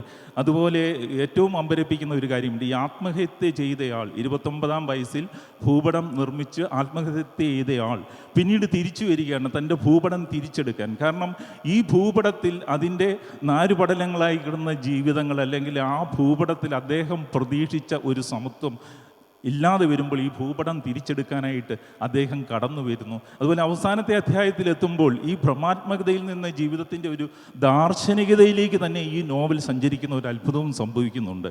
നമ്മളിപ്പോൾ ജീവിക്കുന്ന ഈ ജീവിതം യഥാർത്ഥത്തിൽ ഒരു ജീവിതമാണോ? നമ്മളും വെറും ഭൂപടത്തിലുള്ള വെറും രേഖകൾ മാത്രമാണ്. ഏത് നിമിഷവും അപ്രത്യക്ഷമാകാവുന്ന ചില രേഖകൾ മാത്രമാണ്. ഇതിൻ്റെ പിന്നിലുള്ള ഒരു സൃഷ്ടാവ് എന്ന് പറയുന്നത് എന്താ? ആ സൃഷ്ടാവ് ഏത് നേരവും ഇതിനെ പിൻവലിക്കും. അപ്പോൾ ഈ അസ്തിത്വം ഇല്ലാതായി തീരും. എല്ലൂരം തന്നെ ഈ ഭൂപടത്തിൽ നിന്ന് അപ്രത്യക്ഷമായി തീരുന്ന ഒരു അവസ്ഥയിലേക്ക് എത്തിച്ചുകൊണ്ടാണ് ആ നോവൽ എത്തുന്നത്. വളരെയേറെ എനിക്ക് തോന്നുന്നു നമ്മളൊരു അലസ വായനയ്ക്ക് വിധേയമാക്കാവുന്ന നോവലല്ല, ഗൗരവതരമായ ഒരു വായനയ്ക്കും പഠനത്തിനും വിധേയമാകേണ്ട ഒരു നോവലാണ് എല്ലൂരം. ഈ നോവലിൻ്റെ രചനയിലൂടെ കടന്നു പോകുമ്പോൾ അദ്ദേഹം അനുഭവിച്ച എഴുത്തുകാരൻ എന്ന നിലയിൽ അദ്ദേഹം കടന്നുപോയ ആ തീക്കനൽ സഞ്ചാരവും തന്നെ പറയുന്നുണ്ട്. ആ സഞ്ചാരത്തെക്കുറിച്ച് നമുക്ക് അദ്ദേഹത്തിന് നേരിൽ കേൾക്കാമെന്ന് കരുതുന്നു. Thank you James. Sheela, Jisa, Haritha Savithri, Binod, പിന്നെ വേദിയിലിരിക്കുന്ന എൻ്റെ സുഹൃത്തുക്കളെ, ഞാൻ യഥാർത്ഥത്തിൽ നോവൽ എഴുതുന്നത് ഈ അടുത്ത കാലത്താണ്. ഞാൻ 10-20-25 വർഷമായി കവിതയിലാണ്. കവിത എന്നെ സംബന്ധിച്ച് ഒരു ദാർശനികമായി ചിന്തിക്കേണ്ട ഒന്നാണെന്ന് എപ്പോഴും കരുതുന്ന അതുപോലെ തന്നെയാണ് എനിക്ക് നോവൽ. അത് സിംബോസ്ക പറയുന്നുണ്ട്, I prefer humans to the humanity എന്ന്. ഞാൻ പ്രിഫർ ചെയ്യുന്നത് ഹ്യൂമാനിറ്റിയെ അല്ല, നേരെ മറിച്ച് മനുഷ്യരെയാണ് എന്ന്. എന്തുകൊണ്ട് അങ്ങനെ പറയാം എന്നൊന്ന് നമ്മൾ ചിന്തിക്കുമ്പോൾ, യാദൃച്ഛികതകളെ നമ്മളെപ്പോഴും, ഈ അനുഭവം എന്ന് പറയുന്നത് ഒരു തരത്തിൽ വെറും യാദൃച്ഛികതയാണ്, അൺസർട്ടനിറ്റിയാണ്. ബോർഹസൊക്കെ പറയുന്നത് പോലെ ഈ അനുഭവത്തിലാണ് നമ്മൾ എഴുതുന്നതെന്ന് പറയുന്നത് തന്നെ ഒരു തരത്തിൽ തകരാറ് പിടിച്ച ഒരു ലോജിക്കാണ്. അനുഭവിക്കുക എന്ന് പറയുന്നത് ഇംപീരിയലിസവുമായി ബന്ധപ്പെട്ട്, നമ്മുടെ ഭാവവുമായി ബന്ധപ്പെട്ട് നിൽക്കുന്ന ഒരു ഒണ്ടോളജിക്കൽ സർവൈവിങ് മാത്രമാണ്. അതിനപ്പുറത്തേക്ക് ഹ്യൂമൻ എന്ന് പറയുന്നത് ഒരു സർജിക്കൽ പാത്തോളജിയിൽ അതിൻ്റെ ഉള്ളിലുള്ളതാണ്. അപ്പോൾ ഈ സർജിക്കൽ പാത്തോളജിയുടെ ഉള്ളിലാണ് നമ്മുടെ ദർശനം എപ്പോഴും കടന്നു പോകുക. അതുകൊണ്ടാണ് ബെർണാഡ് ഷീഗലറിനെ പോലെയുള്ള ദാർശനികർ പറയുന്നത്, നമുക്ക് ജ്ഞാനം, എങ്ങനെയാണ് ജ്ഞാനം ഡിസമിനേറ്റ് ചെയ്യുന്നതിനെ കുറിച്ചാണ് പറയുന്നത്. ജ്ഞാനമുണ്ടെങ്കിൽ മാത്രമേ നമുക്ക് മറ്റൊരാളുടെ ജ്ഞാനത്തിലേക്ക് കടന്നു പോകാനും മറ്റൊരാളെ സമത്വത്തോടുകൂടി കാണാനും കഴിയുള്ളൂ. ജ്ഞാനമില്ലാത്ത ലോകത്ത് ഒരു അബ്സ്ട്രാക്റ്റായി പോവുകയും ആ അബ്സ്ട്രാക്റ്റായ ലോകത്ത് മാത്രമേ ഐഡൻറ്റിറ്റിയെ ഫോം ചെയ്യാൻ പറ്റുള്ളൂ നമ്മുടെ സ്പിവാക്കിനെ പോലെയുള്ളവരൊക്കെ പറയുന്നുണ്ട്.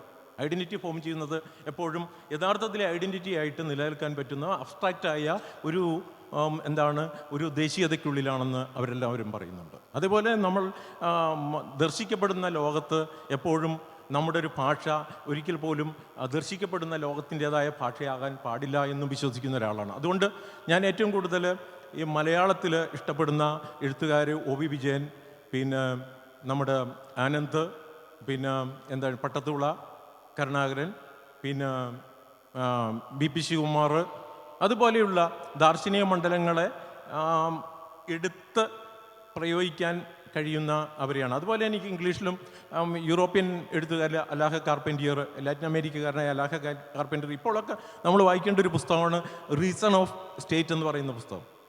അപ്പോൾ അതേപോലെയുള്ള റൈറ്റേഴ്സിനെയാണ്. അതേപോലെ ആൻഡ്രോ ബാർബ, പിന്നെ സിമോൺ, അല്ലെങ്കിൽ ഫിലോസഫിയിലെ സിമോണ്ടോ. അതുപോലെ ഞാൻ ഏറ്റവും കൂടുതൽ വായിക്കാൻ ഇഷ്ടപ്പെടുന്നത് ഈ ഫിലോസഫിയും പകുതി ഫിക്ഷനും മാത്രം വായിക്കുന്ന ഒരാളാണ്. ഒരു 6 മാസം ഫിലോസഫി വായിക്കുകയാണെങ്കിൽ 6 മാസം ഫിക്ഷൻ വായിക്കുകയും അതിനിടയിൽ ദാർശനിക ചിത്രങ്ങൾ വരയ്ക്കാൻ ശ്രമിക്കുന്ന ഒരാളാണ്. അപ്പം അതിൻ്റെ ഉള്ളിൽ വരുന്ന കവിതകളും അങ്ങനെയാണ് ഞാൻ പോയിക്കൊണ്ടിരിക്കുന്നത്. എനിക്ക് ഇപ്പോൾ നോവൽ എഴുതണോ അല്ലെങ്കിൽ കവിയാകണോ അല്ലെങ്കിൽ പെയിൻ്റർ ആകണോ എന്നോ ഒരു ധാരണയില്ല.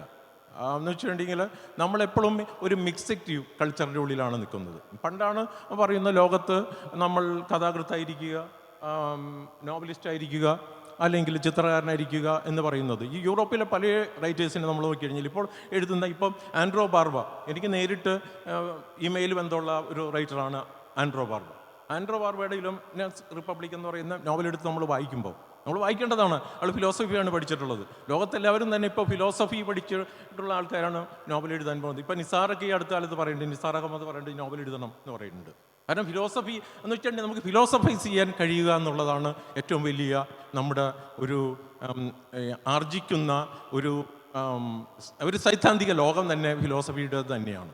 അപ്പോൾ ഈ ഫിലോസഫി ഇല്ലെങ്കിൽ നമുക്കൊന്നും ചെയ്യാൻ പറ്റില്ല. നമ്മളിപ്പോൾ പറയുന്ന പല നോവലുകളും നമ്മൾ മലയാളത്തിലേക്ക് ഇപ്പോൾ നമ്മൾ പലപ്പോഴും കാണുന്ന നോവലുകൾ എയർപോർട്ട് നോവലും കുറച്ച് പണ്ട് നമ്മൾ മുട്ടത്തവർക്കി എന്നൊക്കെ പറയുന്ന ഒരു കളിയാക്കി വിട്ടിരുന്ന അവരുടെ സാധനങ്ങളെടുത്തുകൊണ്ട് മാത്രം എഴുതുന്ന മൃദാവിലുള്ള ഭാഷയുടെ ഭാഷയുടെ ലക്കോണിക്കായ എഡ്ജിനെ കണ്ടെത്താൻ കഴിയാത്ത എഴുത്തുകളാണ് നമ്മുടെ പലപ്പോഴും സംഭവിച്ചുകൊണ്ടിരിക്കുന്നത്. ഇതിനെയാണ് നമ്മൾ ആഘോഷിച്ചുകൊണ്ടിരിക്കുന്നത്. Writing is not a camouflage. Writing ഒരു കാമോഫ്ലാഷ് അല്ല റൈറ്റിംഗ്. പക്ഷേ ഇപ്പോൾ മലയാളത്തിൽ വന്നുകൊണ്ടിരിക്കുന്നത് റൈറ്റിംഗ് ഒരു കാമോഫ്ലാഷ് ആയിക്കൊണ്ടിരിക്കുകയാണ്. എന്ന് വെച്ച് കഴിഞ്ഞാൽ നമുക്ക് ഒരു ക്രിപ്റ്റോ ഐഡിയോളജിക്ക് ഉള്ളിലാണ് നമ്മൾ സഹവസിക്കുന്നത്. ക്രിപ്റ്റോ ഐഡിയോളജിയുടെ ഉള്ളിൽ സഹവസിക്കുന്നതുകൊണ്ട് നമുക്ക് ഗിഫ്റ്റുകളോട് നമ്മൾ കടപ്പെട്ടിരിക്കുന്നു.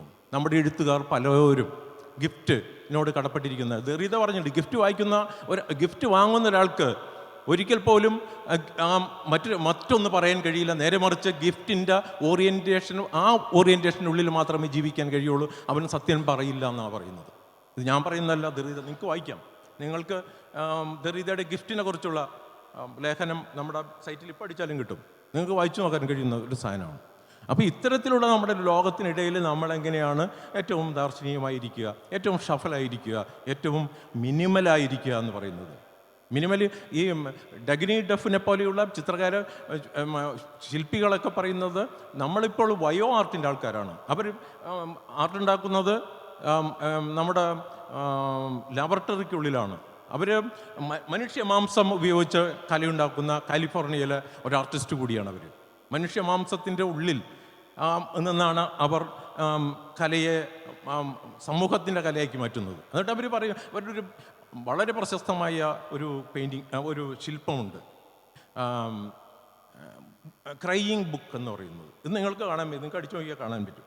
അപ്പോൾ ഈ രീതിയിലൊക്കെയാണ് ഞാൻ എൻ്റെ ലോകത്തെ കാണുകയും എൻ്റെ ലോകത്തെ പരിചയപ്പെടുത്തുന്നതെന്ന് വെച്ചിട്ട് ഒരു ഫോർഗോട്ടൻ ജേണിയുടെ ഉള്ളിലൂടെയാണ് ഞാൻ എൻ്റെ ലോകത്തെ മിക്കവാറും കാണാൻ ഉദ്ദേശിക്കുന്നത്. കാരണം നമ്മുടെ സമൂഹം തന്നെ അങ്ങനെ മാറിക്കൊണ്ടിരിക്കുകയാണ്. ആ സമൂഹത്തിൻ്റെ ഉള്ളിൽ നമ്മൾ പലപ്പോഴും നമ്മൾ പറയുന്ന ചില വാഗ്വിചാരങ്ങളുണ്ട്.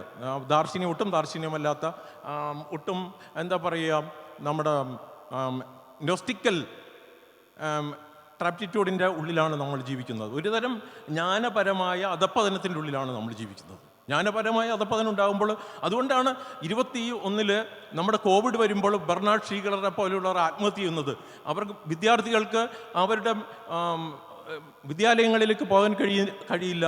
അതുപോലെ ജ്ഞാനത്തിൻ്റെ വികാസം നടക്കില്ല എന്ന് പറഞ്ഞുകൊണ്ടാണ് അദ്ദേഹം ആത്മഹത്യ ചെയ്യുന്നത്. വിജ്ഞാനത്തിൻ്റെ മണ്ഡലത്തിൻ്റെ ഉള്ളിൽ നിന്നുകൊണ്ട് മാത്രമേ ഏതൊരു എഴുത്തുകാരനും ഇനി മുന്നോട്ട് പോകാൻ കഴിയുള്ളൂ. അല്ല നമ്മളെല്ലാം ഫിക്ഷൻ പറഞ്ഞുകൊണ്ടിരിക്കുക എന്ന് പറയുന്നത്. ഫിക്ഷൻ എന്ന് പറയുന്നത് ഒരു ഡിസ്റ്റോപ്പിയാണ്. നമ്മുടെ ഡിസ്റ്റോപ്പിയക്കുള്ളിൽ നിന്നുകൊണ്ട് നമുക്ക് ഫിക്ഷൻ പറയാൻ കഴിയുക എന്ന് പറയുന്നത് അസാധ്യമായിക്കൊണ്ടിരിക്കുന്ന ഒരു ലോകമാണ്. ആ ലോകത്തിനുള്ളിൽ നമ്മൾ ലിറ്റിൽ മാൻ, ഒരു വിൽഹം റീഹൊക്കെ പറയുന്ന പോലെ ഒരു ലിറ്റിൽ മാൻ ആയിക്കൊണ്ടിരിക്കുന്ന ഒരു ലോകമാണ്. അത്തരമുള്ള ഒരു ലോകത്തിൻ്റെ ഉള്ളിൽ നിന്നുകൊണ്ട് നമ്മൾ എന്താണ് ചിന്തിക്കേണ്ടത്? എന്താണ് സർഗാത്മകത എന്ന് പറയുന്നത്? നമ്മുടെ ഓർമ്മകൾ മരിക്കുമ്പോൾ, നമ്മുടെ എല്ലാ തരത്തിലുള്ള ഓർമ്മകളും ഭൂമിയിൽ നിന്ന് വിട്ടുപോകുമ്പോൾ നമുക്ക് എന്താണ് സർഗാത്മകത ഉണ്ടാകുക? ഞാൻ സർഗാത്മകത എന്ന് പറയാൻ അതുകൊണ്ട് ആഗ്രഹിക്കുന്നില്ല, കൺസ്ട്രക്ഷൻ എന്ന് പറയാനാണ് ആഗ്രഹിക്കുന്നത്. ഇപ്പോൾ ചെയ്തുകൊണ്ടിരിക്കുന്ന എല്ലാ പ്രവൃത്തികളും കൺസ്ട്രക്ഷനാണ്, നിർമ്മിതികൾ മാത്രമാണ്. ഇവിടെ ഇരിക്കുന്ന എഴുത്തുകാരെന്ന് പറയുന്നവരെല്ലാം നിർമ്മിതിയുടെയും അല്ലെങ്കിൽ വായനക്കാരെന്ന് പറയുന്നത് നിർമ്മിതിയുടെ ഉള്ളിൽ നിൽക്കുന്നതാണ്. ജെമിനിയെ പോലെയല്ല, AI ജെമിനിയെ പോലെയുള്ള വികാസം പ്രാപിക്കുന്ന ഒരു കാലഘട്ടത്തിൽ നമ്മൾ എന്താണ് എഴുതാൻ പോകുന്നത്, എന്താണ് നമ്മൾ ചെയ്യാൻ പോകുന്നത്. നമ്മുടെ നിർമ്മിതിയുടെ ചില സവിശേഷമായ ഘടനകൾ വെച്ചുകൊണ്ട് മാത്രമേ നമുക്ക് മുന്നോട്ട് പോകാൻ കഴിയൂ. ഞാൻ എൻ്റെ നോവലിനെ കുറിച്ച് ഇനി പറയാം. അപ്പോൾ ഇത് അതിനെ ഉള്ളിൽ മൊത്തത്തിൽ നടക്കുന്ന ഒരു കാര്യത്തിൻ്റെ ഒരു ചെറിയ അംശം മാത്രമാണ്. നോവൽ ഇത് ഒരു 20 വർഷം കൊണ്ടാണ് ഞാനിത് പാകപ്പെടുന്നത്. ഞാൻ മ്യൂസിക് കോളേജിൽ പഠിക്കുന്ന കാലത്ത് ഒരു 18 വയസ്സിലാണ് ഞാനിതിൻ്റെ ഇതിൻ്റെ ഫോം ഉണ്ടാക്കിയെടുക്കുന്നത്. അന്നോട്ടുള്ള ചിന്തിക്കുകയും പിന്നെ കാർട്ടോഗ്രാഫിയെക്കുറിച്ച് ഞാൻ വിപുലമായിട്ട് ഒരു കാർട്ടോഗ്രാഫി ഇതിന് ഈ പഠിക്കുകയും കാർട്ടോഗ്രാഫിക്കുള്ളിൽ എങ്ങനെയാണ് മനുഷ്യൻ, എങ്ങനെയാണ് ജീവജാലങ്ങൾ, എങ്ങനെയാണ് മറ്റ് ജന്തുലോകങ്ങൾ നിലനിൽക്കുന്നത് എന്നുള്ളതിനെക്കുറിച്ച് പഠിച്ചതിന് ശേഷമാണ് ഞാൻ ഈ നോവൽ എഴുതുന്നത്. അതിനുവേണ്ടി ഞാൻ 600 ഇതിൻ്റെ ആദ്യത്തെ ഡ്രാഫ്റ്റ് 600 പേജുള്ളൊരു ഡ്രാഫ്റ്റാണ്. അപ്പോൾ എൻ്റെ പല സുഹൃത്തുക്കളും പറയാറുണ്ട്, എന്തുകൊണ്ട് ഈ 600 പേജുള്ള ഡ്രാഫ്റ്റ് എന്തുകൊണ്ട് പ്രസിദ്ധീകരിക്കുന്നില്ല എന്ന്. എനിക്ക് താല്പര്യമില്ല. കാരണം എന്ന് വെച്ചിട്ടുണ്ടെങ്കിൽ ഒരു കൃതി എഴുതുമ്പോൾ നമ്മളതിൽ കാണേണ്ട വസ്തുത എന്ന് പറയുന്നത് അതിന് ഏറ്റവും മിനിമലായ വസ്തുതയാണ്. ആ മിനിമലായ വസ്തുതയിലുള്ള ട്രജക്ടറിയെ പൂരിപ്പിക്കുന്നതാണ് വായനക്കാരൻ ചെയ്യുന്ന ഏറ്റവും വലിയ പ്രവൃത്തി. മലയാളത്തിൽ നമ്മൾ പറയുന്ന നല്ല വായനക്കാർ എന്ന് പറയുന്നത് മലയാളത്തിൽ ഈ സാഹിത്യം പഠിക്കുന്നവരല്ല എന്ന് മനസ്സിലാക്കി എനിക്ക് ഈ കുറച്ച് ഇടയെ കൊണ്ട് ഞാൻ കൃത്യമായിട്ട് മനസ്സിലായി. എൻ്റെ ചെറിയ സുഹൃത്തെന്ന് വെച്ചിട്ടുണ്ടെങ്കിൽ 10-25 വയസ്സുള്ള സുഹൃത്തുക്കളൊക്കെ ടെക്നോളജിയുമായി ബന്ധപ്പെട്ട ടെക്നോ സർവീസാണ്. ഈ പുറത്തുള്ള ഹൈദരാബാദിൽ, ഡൽഹി, ബോംബെ, IIT, പിന്നെ പുറത്ത് അമേരിക്ക, ഇവരെല്ലാം തന്നെ എനിക്ക് ചില പുസ്തകങ്ങളെക്കുറിച്ച് അവർ പറഞ്ഞ് എനിക്ക് തരാറുണ്ട്. അത്രമാത്രമായിരുന്നു വെച്ചാൽ മലയാളം എന്ന് പറയുന്നത്, സാഹിത്യം എന്ന് പറയുന്ന അതിൻ്റെ ഉള്ളിൽ ചട്ടക്കൂടിനുള്ളിൽ ഒരു ജോമെട്രിക്കൽ ഫോമിനുള്ളിൽ സിമെട്രിയുടെ ഉള്ളിൽ മാത്രം ജീവിക്കുന്നവർക്ക് ഇന്നത്തെ കാലത്ത് പരിചയപ്പെടാൻ കഴിയില്ല. അത്രമാത്രം മാറിയിരിക്കുന്നു. അപ്പോൾ ഈ നോവൽ എന്ന് വെച്ചിട്ടുണ്ടെങ്കിൽ ഈ നോവലിലേക്ക് വരുമ്പോൾ ഞാൻ മിക്കവാറും എനിക്ക് ഇതിന് ധാരാളം റെഫറൻസുകളുണ്ട്. ജൂലിയോ കോർത്തസാറിനെ പോലെയുള്ള റൈറ്റർ, കൊച്ചു കോപ്പ് എഴുതിയിട്ടുള്ള ജൂലിയോ കോർത്തസാറ്, പിന്നെ അലാഹെ കാർപ്പൻറ്റിയർ, പിന്നെ അങ്ങനെ പിന്നെ പിഞ്ചൻ, അങ്ങനെ പല റെഫറൻസുകളുടെ ഉള്ളിലൂടെയാണ് ഞാനിത് ഈ നോവലിലേക്ക് ഞാൻ വരുന്നത്. അതുകൊണ്ട് എനിക്കെന്ന് വെച്ചിട്ടുണ്ടെങ്കിൽ ഇതിലൊരു നിശ്ചിതമായിട്ട് അതിൻ്റെ ഉള്ളിലുള്ളൊരു ഈ 29 വയസ്സുകാരൻ എന്ന് പറയുന്ന ഈ ആത്മഹത്യ ചെയ്യുന്നവൻ അതിൽ കാർട്ടോഗ്രാഫറുണ്ട്. നോവൽ വായിക്കുകയും കാർട്ടോഗ്രാഫർ 29 വയസ്സിൽ മരിക്കുന്ന കാർട്ടോഗ്രാഫർ ഒരു പ്രാവശ്യം മാത്രം ചിരിച്ചിട്ടുള്ളൂ. നമ്മുടെ മനുഷ്യർ എത്ര പ്രാവശ്യം ചിരിക്കുന്നു എന്നല്ല, യഥാർത്ഥത്തിൽ മനുഷ്യർ എപ്പോഴാണ് ചിരിക്കുന്നത് എന്ന് ചിന്തിക്കുന്നതിനെക്കുറിച്ച് ടേസ്റ്റ് എന്ന പുസ്തകത്തിൽ അഗമൻ പറയുന്നുണ്ട്. സാപ്പിയൻ്റെ ടേസ്റ്റ് എന്ന് പറയുന്നത് ഒരു നിർജീവമായ അവസ്ഥയിൽ അവൻ രുചിയെ കണ്ടെത്തുമ്പോഴാണ് ടേസ്റ്റ് ഉണ്ടാകുന്നതെന്ന് ജോർജിയ അഗമൻ പറയുന്ന ഒരു വസ്തുതയുണ്ട്.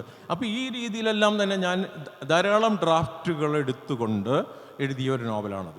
പക്ഷേ ഇത് പലരും വിചാരിക്കുന്നത് ഒരു ഗ്രാമത്തിൻ്റെ കഥയാണ്, അല്ലെങ്കിൽ മറ്റ് തരത്തിൽ ഇത് ഒരു 29 വയസ്സുകാരൻ്റെ ഒരു ആത്മഹത്യയാണ് എന്നെല്ലാം പറയുന്നുണ്ട്. ഇപ്പോൾ ഇവിടെ എനിക്ക് ഒരു സ്നേഹവും ബഹുമാനവും തോന്നിയത് BJ ജെയിംസിനോടാണ്. ജെയിംസ് അതിൻ്റെ ഒരു കോറിലേക്ക് ജെയിംസിന് എത്താൻ കഴിഞ്ഞു എന്നുള്ള ഒരു വസ്തുത കൂടി ഇവിടെ ഞാൻ സ്മരിക്കുകയും സ്നേഹത്തോടെ ജെയിംസിനോട് ആ താല്പര്യം പറയുകയും ചെയ്യുകയാണ്.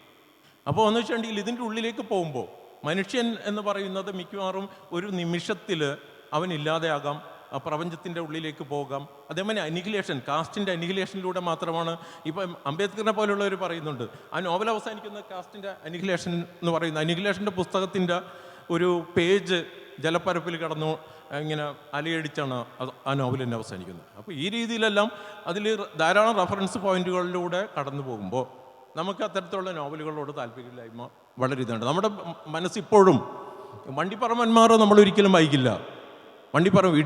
വീട്ടി നന്ദകുമാറാണ് ഇവിടെ ആദ്യമായിട്ട് ഈ 4 ഈ ഇവിടുത്തെ കൂട്ടുകുടുംബത്തിൻ്റെ തകർച്ചയെക്കുറിച്ച് ആദ്യം എഴുതുന്ന നോവലാണ് മലയാളത്തിൽ എഴുതിയിട്ടുള്ള വീട്ടി നന്ദകുമാറിൻ്റെ വണ്ടിപ്പറമ്പന്മാർ എന്ന് പറയുന്ന നോവലാണ്. പക്ഷെ നമ്മൾ വായിക്കുമ്പോൾ എവിടെയാണ് എത്തുന്നത്, നമ്മുടെ വായന എവിടെയാണ് എത്തുക എന്ന് നമ്മൾ ചിന്തിക്കുമ്പോൾ അങ്ങനെ പല രീതിയിൽ നമ്മുടെ ഉള്ളിലെ ഒരു തരം ക്രിപ്റ്റോ ഐഡിയോളജിക്ക് ഉള്ളിൽ നിന്നുകൊണ്ട് നമ്മൾ പരസ്പരം ഘോഷിക്കുകയും പരസ്പരം എന്താണ് പി ആർ വർക്ക് നടത്തുകയും ചെയ്യുമ്പോൾ ഉണ്ടാകുന്ന സൂക്ഷ്മമായ നമ്മുടെ വിചാര തലങ്ങൾ ചിന്ത കൊണ്ട് എഴുതുമ്പോഴാണ് ലിയോത്താറിനെ പോലെ നമ്മുടെ ഭാഷ തന്നെ മാറുന്നത്. ചിന്തയിൽ നമ്മൾ ജീവിക്കുമ്പോഴാണ്. അതേമാതിരി ചിന്തയിൽ ജീവിക്കുന്ന ഒരു 29 വയസ്സുകാരനാണ്. അയാളുടെ പുസ്തകങ്ങൾ ദെലൂസിൻ്റെ പുസ്തകങ്ങളാണ്. പിന്നെ അയാൾക്ക് ദസ്തോസ്കിയുടെ പുസ്തകമാണ്. പിന്നെ OV വിജയൻ്റെ ഖസാക്കിൻ്റെ ഇതിഹാസമാണ്. അപ്പോൾ ഈ തരത്തിൽ നമ്മൾ ആ 29 വയസ്സുകാരൻ്റെ ഒരു പ്രാക്ടിക്കൽ സൈഡിലേക്ക് നമ്മൾ പോകുമ്പോൾ ജീവിതം എന്ത് നമ്മളെ വെച്ച് മാറുന്നു എന്നും പ്രകൃതി നമ്മളോട് ഈ ജീവിതമെല്ലാം ഒരു നിമിഷം കൊണ്ട് എടുക്കുമെന്നും സൂചിപ്പിക്കാനാണ് ഞാനതിൽ ശ്രമിച്ചിട്ടുള്ളത്. അത് നമ്മൾ എത്രത്തോളം ഡെൻസ് ആക്കുക. ഈ പരത്തി 600, 700, 900 പേജ് എഴുതുന്നതിൽ ഒരു കാര്യമില്ലെന്ന് വിശ്വസിക്കുന്ന ഒരാളാണ്. വെറും 180 പേജിലാണ് സ്മോൾ ഹാൻഡ്സ് എന്ന് പറയുന്ന ആൻഡ്രോ ബാർബ എഴുതിയിട്ടുള്ള പുസ്തകം. വെറും 140 പേജ്. ഈ 140 പേജിൻ്റെ അയാൾക്ക് പറയാവുന്ന ഫിലോസഫി അയാൾ പറയുന്നുണ്ട് കൃത്യമായിട്ട്. ഫിലോസഫിക്കലാണ് നോവൽ, ഫിലോസഫിക്കലാണ് ഭാഷ, ഫിലോസഫിക്കലാണ് നമ്മുടെ ഡയലക്റ്റിക്സ് എല്ലാം തന്നെ. ആ ഫിലോസഫിക്കലായ ഡയലക്റ്റിക്സിൻ്റെ ഉള്ളിൽ നിന്നും കൊണ്ട് മാത്രമേ നമുക്ക് സൂക്ഷ്മമായും വിവേചന ബുദ്ധിയോടുകൂടിയും നമുക്ക് സംസാരിക്കാൻ കഴിയൂ. അല്ലാത്തിടത്ത് നമ്മുടെ ഭാഷ എന്ന് പറയുന്നത്, നമ്മൾ ഭാഷയെക്കുറിച്ച് ഇങ്ങനെ പറഞ്ഞിട്ടൊരു കാര്യം അത് ഷ്രിങ്ക് ചെയ്തുകൊണ്ടിരിക്കുകയാണ്. ഇപ്പോൾ തന്നെ ഭാഷയെ നിലനിർത്തുന്നത് ഒരുപക്ഷെ നമ്മുടെ ഡിജിറ്റൽ രൂപത്തിലാണ്. അതും മലയാളം അറിയാത്ത IIT-യിലെ കുട്ടികളും മലയാളം അറിയാത്ത മറ്റ് ടെക്നോസാവികളായ കുട്ടികളുമാണ് ഭാഷ നിലനിർത്തിക്കൊണ്ടിരിക്കുന്നത്. അപ്പോൾ നമ്മുടെ ഈ സാഹിത്യം ഒരു സാഹിത്യമാണോ? നമ്മുടെ സാഹിത്യം ഒരു നിർമ്മിതിയല്ലേ? ഈ നിർമ്മിതിക്കുള്ളിൽ ഇന്ന് ഗാഡ്ജറ്റുകളിൽ നമ്മളെപ്പോഴും പറയും നമുക്ക് വീട്ടിൽ മുറികൾ വേണം, അല്ലെങ്കിൽ മറ്റ് സ്ഥലങ്ങൾ വേണം. അവിടെ ഇരുന്ന് മാത്രമല്ല, ഗാഡ്ജറ്റ് ഉണ്ടെങ്കിൽ ഇപ്പോൾ എന്ത് വേണമെങ്കിലും ചെയ്യാൻ പറ്റുന്നത്. മിക്കവാറും സയൻറ്റിസ്റ്റുകൾ പോലും ഗാഡ്ജറ്റാണെന്ന് ഉപയോഗിക്കുന്നത്. ഗാഡ്ജറ്റിലൂടെയാണ് അവർ കാര്യങ്ങൾ അവരിരിക്കുന്ന സ്ഥലത്ത് നിന്ന് ചെയ്യുന്നു, അവർ മറ്റു സ്ഥലം നടക്കുമ്പോൾ അതിനെക്കുറിച്ച് വർക്ക് ചെയ്യുന്നു. അങ്ങനെ വിവിധങ്ങളായ ഒരു ക്രോണോളജിക്കൽ ഡിസോർഡർ സംഭവിച്ചുകൊണ്ടിരിക്കുകയാണ്. ഇങ്ങനെയൊക്കെ പറയുന്ന പോലെ ഫൂക്കോ ഡീഗോ ബാലസ്ക്യൂൻ്റെ ഒരു ചിത്രം കണ്ടുകൊണ്ട് ഫൂക്കോ എഴുതുന്നുണ്ട്. അതിൻ്റെ പേര് ലാസ് മിനാസ് എന്ന് പറയുന്ന ഒരു ചിത്രമാണ്. വലിയ ഫേമസ് ആയി. അതെന്ന് വെച്ചിട്ടുണ്ടെങ്കിൽ ഈ ദിഗോ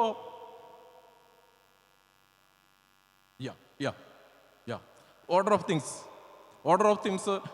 ദിഗോ ഓർഡർ ഓഫ് തിങ്സിൽ പറയുന്നുണ്ട് ഫൂക്കോ കൃത്യമായിട്ട്. അതെന്ന് വെച്ചിട്ടുണ്ടെങ്കിൽ നമ്മൾ ഒരു നിർമ്മിതി ഉണ്ടാക്കുമ്പോൾ ആ നിർമ്മിതിയുടെ ഉള്ളിൽ ഒരു ഓഡിയനോ അല്ലെങ്കിൽ ഒരു റൈറ്ററോ അതിൻ്റെ ഉള്ളിലിരിപ്പുണ്ട്. ആ റൈറ്ററിനെയോ ആ ഓഡിയനെയോ അല്ലെങ്കിൽ അതുപോലെ ഒരു കാണിയെയോ നിർമ്മിതികാരനെയോ കണ്ടെത്താനുള്ള മാനസികമായ സ്ഥൈര്യമാണ് ഒരാളുടെ ഓർഡർ ഓഫ് തിങ്സ്. ആ സ്ഥൈര്യമില്ലാത്ത രചനകൾ നമുക്കെന്തിനാണ്? ഇപ്പം ഞാൻ 50 നോവൽ എഴുതിയിട്ട് എന്ത് കാര്യമുണ്ടാകും? ആർക്ക് വേണ്ടി? ഒരു 10,000 കവിത എഴുതിയിട്ട് എന്ത് കാര്യം? എനിക്ക് സിംബോസ്കയെ പോലെയോ അല്ലെങ്കിൽ ബ്രഹറ്റിനെ പോലെയോ ചിന്തിക്കാൻ കഴിയുന്നില്ല എന്ന് വരികിൽ ഇതെന്ത് കാര്യം? അപ്പം നോവൽ എന്നും അല്ലെങ്കിൽ മറ്റ് നിർമ്മിതി എന്ന് പറയുന്നത് ഇല്ലാതായിക്കൊണ്ടിരിക്കുകയാണ്. ഓർമ്മകൾ കെട്ടുകൊണ്ടിരിക്കുമ്പോൾ നിർമ്മിതിക്ക് എന്താണ് കാര്യം? ഓർമ്മകൾ ഇല്ലാതായിക്കൊണ്ടിരിക്കുമ്പോൾ നിർമ്മിതിക്ക് എന്താണ് കാര്യം? നിർമ്മിതി എന്തു ചെയ്യും? ഓർമ്മകളെ വെച്ച് ഷഫൽ ചെയ്യാൻ കഴിഞ്ഞില്ലെങ്കിൽ നമ്മുടെ നോളേജ് എന്ത് പ്രാക്ടീസ് ചെയ്യും? ഹ്യൂമൻ ഇൻഡസ്ട്രി ഒരു ആനിമൽ ഇൻഡസ്ട്രി ആയി മാറുകയും ആനിമൽ ഇൻഡസ്ട്രി എന്ന് പറയുന്നത് ഒരു തരത്തിലുള്ള ഇൻഹ്യൂമണും ബാർബേറിയനുമായ ഒരു സമൂഹത്തെ സൃഷ്ടിക്കുമെന്ന് സിസക്കിനെ പോലുള്ളവർ പറയുന്നുണ്ട്. കൃത്യമായി സിസക്കൊക്കെ പോയിന്റ് ഔട്ട് ചെയ്യുന്ന ഈ കാര്യങ്ങൾ ഇത് തന്നെയാണ് നമ്മൾ സംഭവിച്ചുകൊണ്ടിരിക്കുന്നത്. നമ്മുടെ ദർശനത്തിലും നമ്മുടെ പരിപ്രേക്ഷ്യങ്ങളിലും അല്ലെങ്കിൽ നമ്മുടെ നോളേജ് ബുക്കുകളിലും ഒക്കെ തന്നെ സംഭവിച്ചുകൊണ്ടിരിക്കുന്നത് നമ്മളുടെ ഓർമ്മകൾ ഇല്ലാതെയായിക്കൊണ്ടിരിക്കുന്നു എന്നാണ്. അതുകൊണ്ട് ഓർമ്മകളുടെ ഒരു സ്ഥിരീകരണം ഇനി ആവശ്യമില്ലാത്ത ലോകത്താണ് നമ്മൾ ജീവിക്കുന്നത്. ഓർമ്മ എപ്പോഴും അത് ഒരു വെള്ളപ്പൊക്കത്തിലോ ഒരു തീപിടുത്തത്തിലോ ഇല്ലാതെയായിക്കൊണ്ടിരിക്കുന്ന ഒരു പാർപ്പിടം മാത്രമാണ്. ഇത്ര പറഞ്ഞുകൊണ്ട് ഞാൻ ഉപസംഹരിക്കുന്നു. നന്ദി. ഈ പ്രഭാഷണം പോലെ തന്നെ വ്യത്യസ്തമാണ് ഈ ദൂരത്തിൻ്റെ വായന. അദ്ദേഹം പറയുകയുണ്ടായി 600 പേജിനെ 112 പേജായി ചുരുക്കുന്നു. നമ്മൾ പെട്രോപരാമ എന്ന നോവലിനെ കുറിച്ച് നമുക്കറിയാം. എത്രയോ വർഷങ്ങളായിട്ട് അദ്ദേഹം എഴുതിയതിനെ അതിൽ നിന്നും ഒരു ശില്പി തൻ്റെ ശില്പത്തെ എടുക്കാനായിട്ട് ബാക്കിയുള്ള ഓരോ അംശത്തെയും ചെത്തിക്കളയുന്ന പോലെ കളഞ്ഞ് നിർമ്മിക്കുന്ന ഒരു നിർമ്മാണം. അതുപോലെ അദ്ദേഹം ചൂണ്ടിക്കാണിക്കുന്ന ഒരു കാര്യമുണ്ട്. നമ്മൾ ഇപ്പോൾ ജീവിക്കുന്ന ഒരു ജീവിതം ഇന്ദ്രിയപരവും ശരീരപരവും ഒരുപക്ഷെ മനസ്സിൻ്റെ ബാഹ്യപരവുമായ ഒരു ലോകത്തിൽ നിന്നുകൊണ്ട് നമ്മൾ അതിലഭിരമിച്ച് ജീവിക്കുന്ന അതാണ് ലോകമെന്ന് നമ്മൾ ഒരുപക്ഷെ തെറ്റിദ്ധരിച്ചു പോയിരിക്കുന്ന മനുഷ്യാവസ്ഥകളെയാണ് അദ്ദേഹം സൂചിപ്പിക്കുക. അതിനപ്പുറത്ത് നമ്മുടെ ഒരു ആന്തര ലോകമുണ്ട്, സത്യസന്ധമായ ഒരു ആന്തര ലോകമുണ്ട്. അതിലേക്കുള്ള അന്വേഷണത്തെ എപ്പോഴും ത്വരിതപ്പെടുത്തുന്നത് ദാർശനിക വിചാരങ്ങളാണ്, ദാർശനിക അന്വേഷണങ്ങളാണ്. എനിക്കും ഒരുപക്ഷെ ഞാനും ഈ ആൻറ്റിക്ലോക്ക് എന്ന നോവലിലും അല്ലെങ്കിൽ നിരീശ്വരൻ എന്ന നോവലിലും യാത്ര ചെയ്യാൻ സഞ്ചരിച്ചു കൊണ്ടിരുന്നതും ആ വഴികളിലാണ്.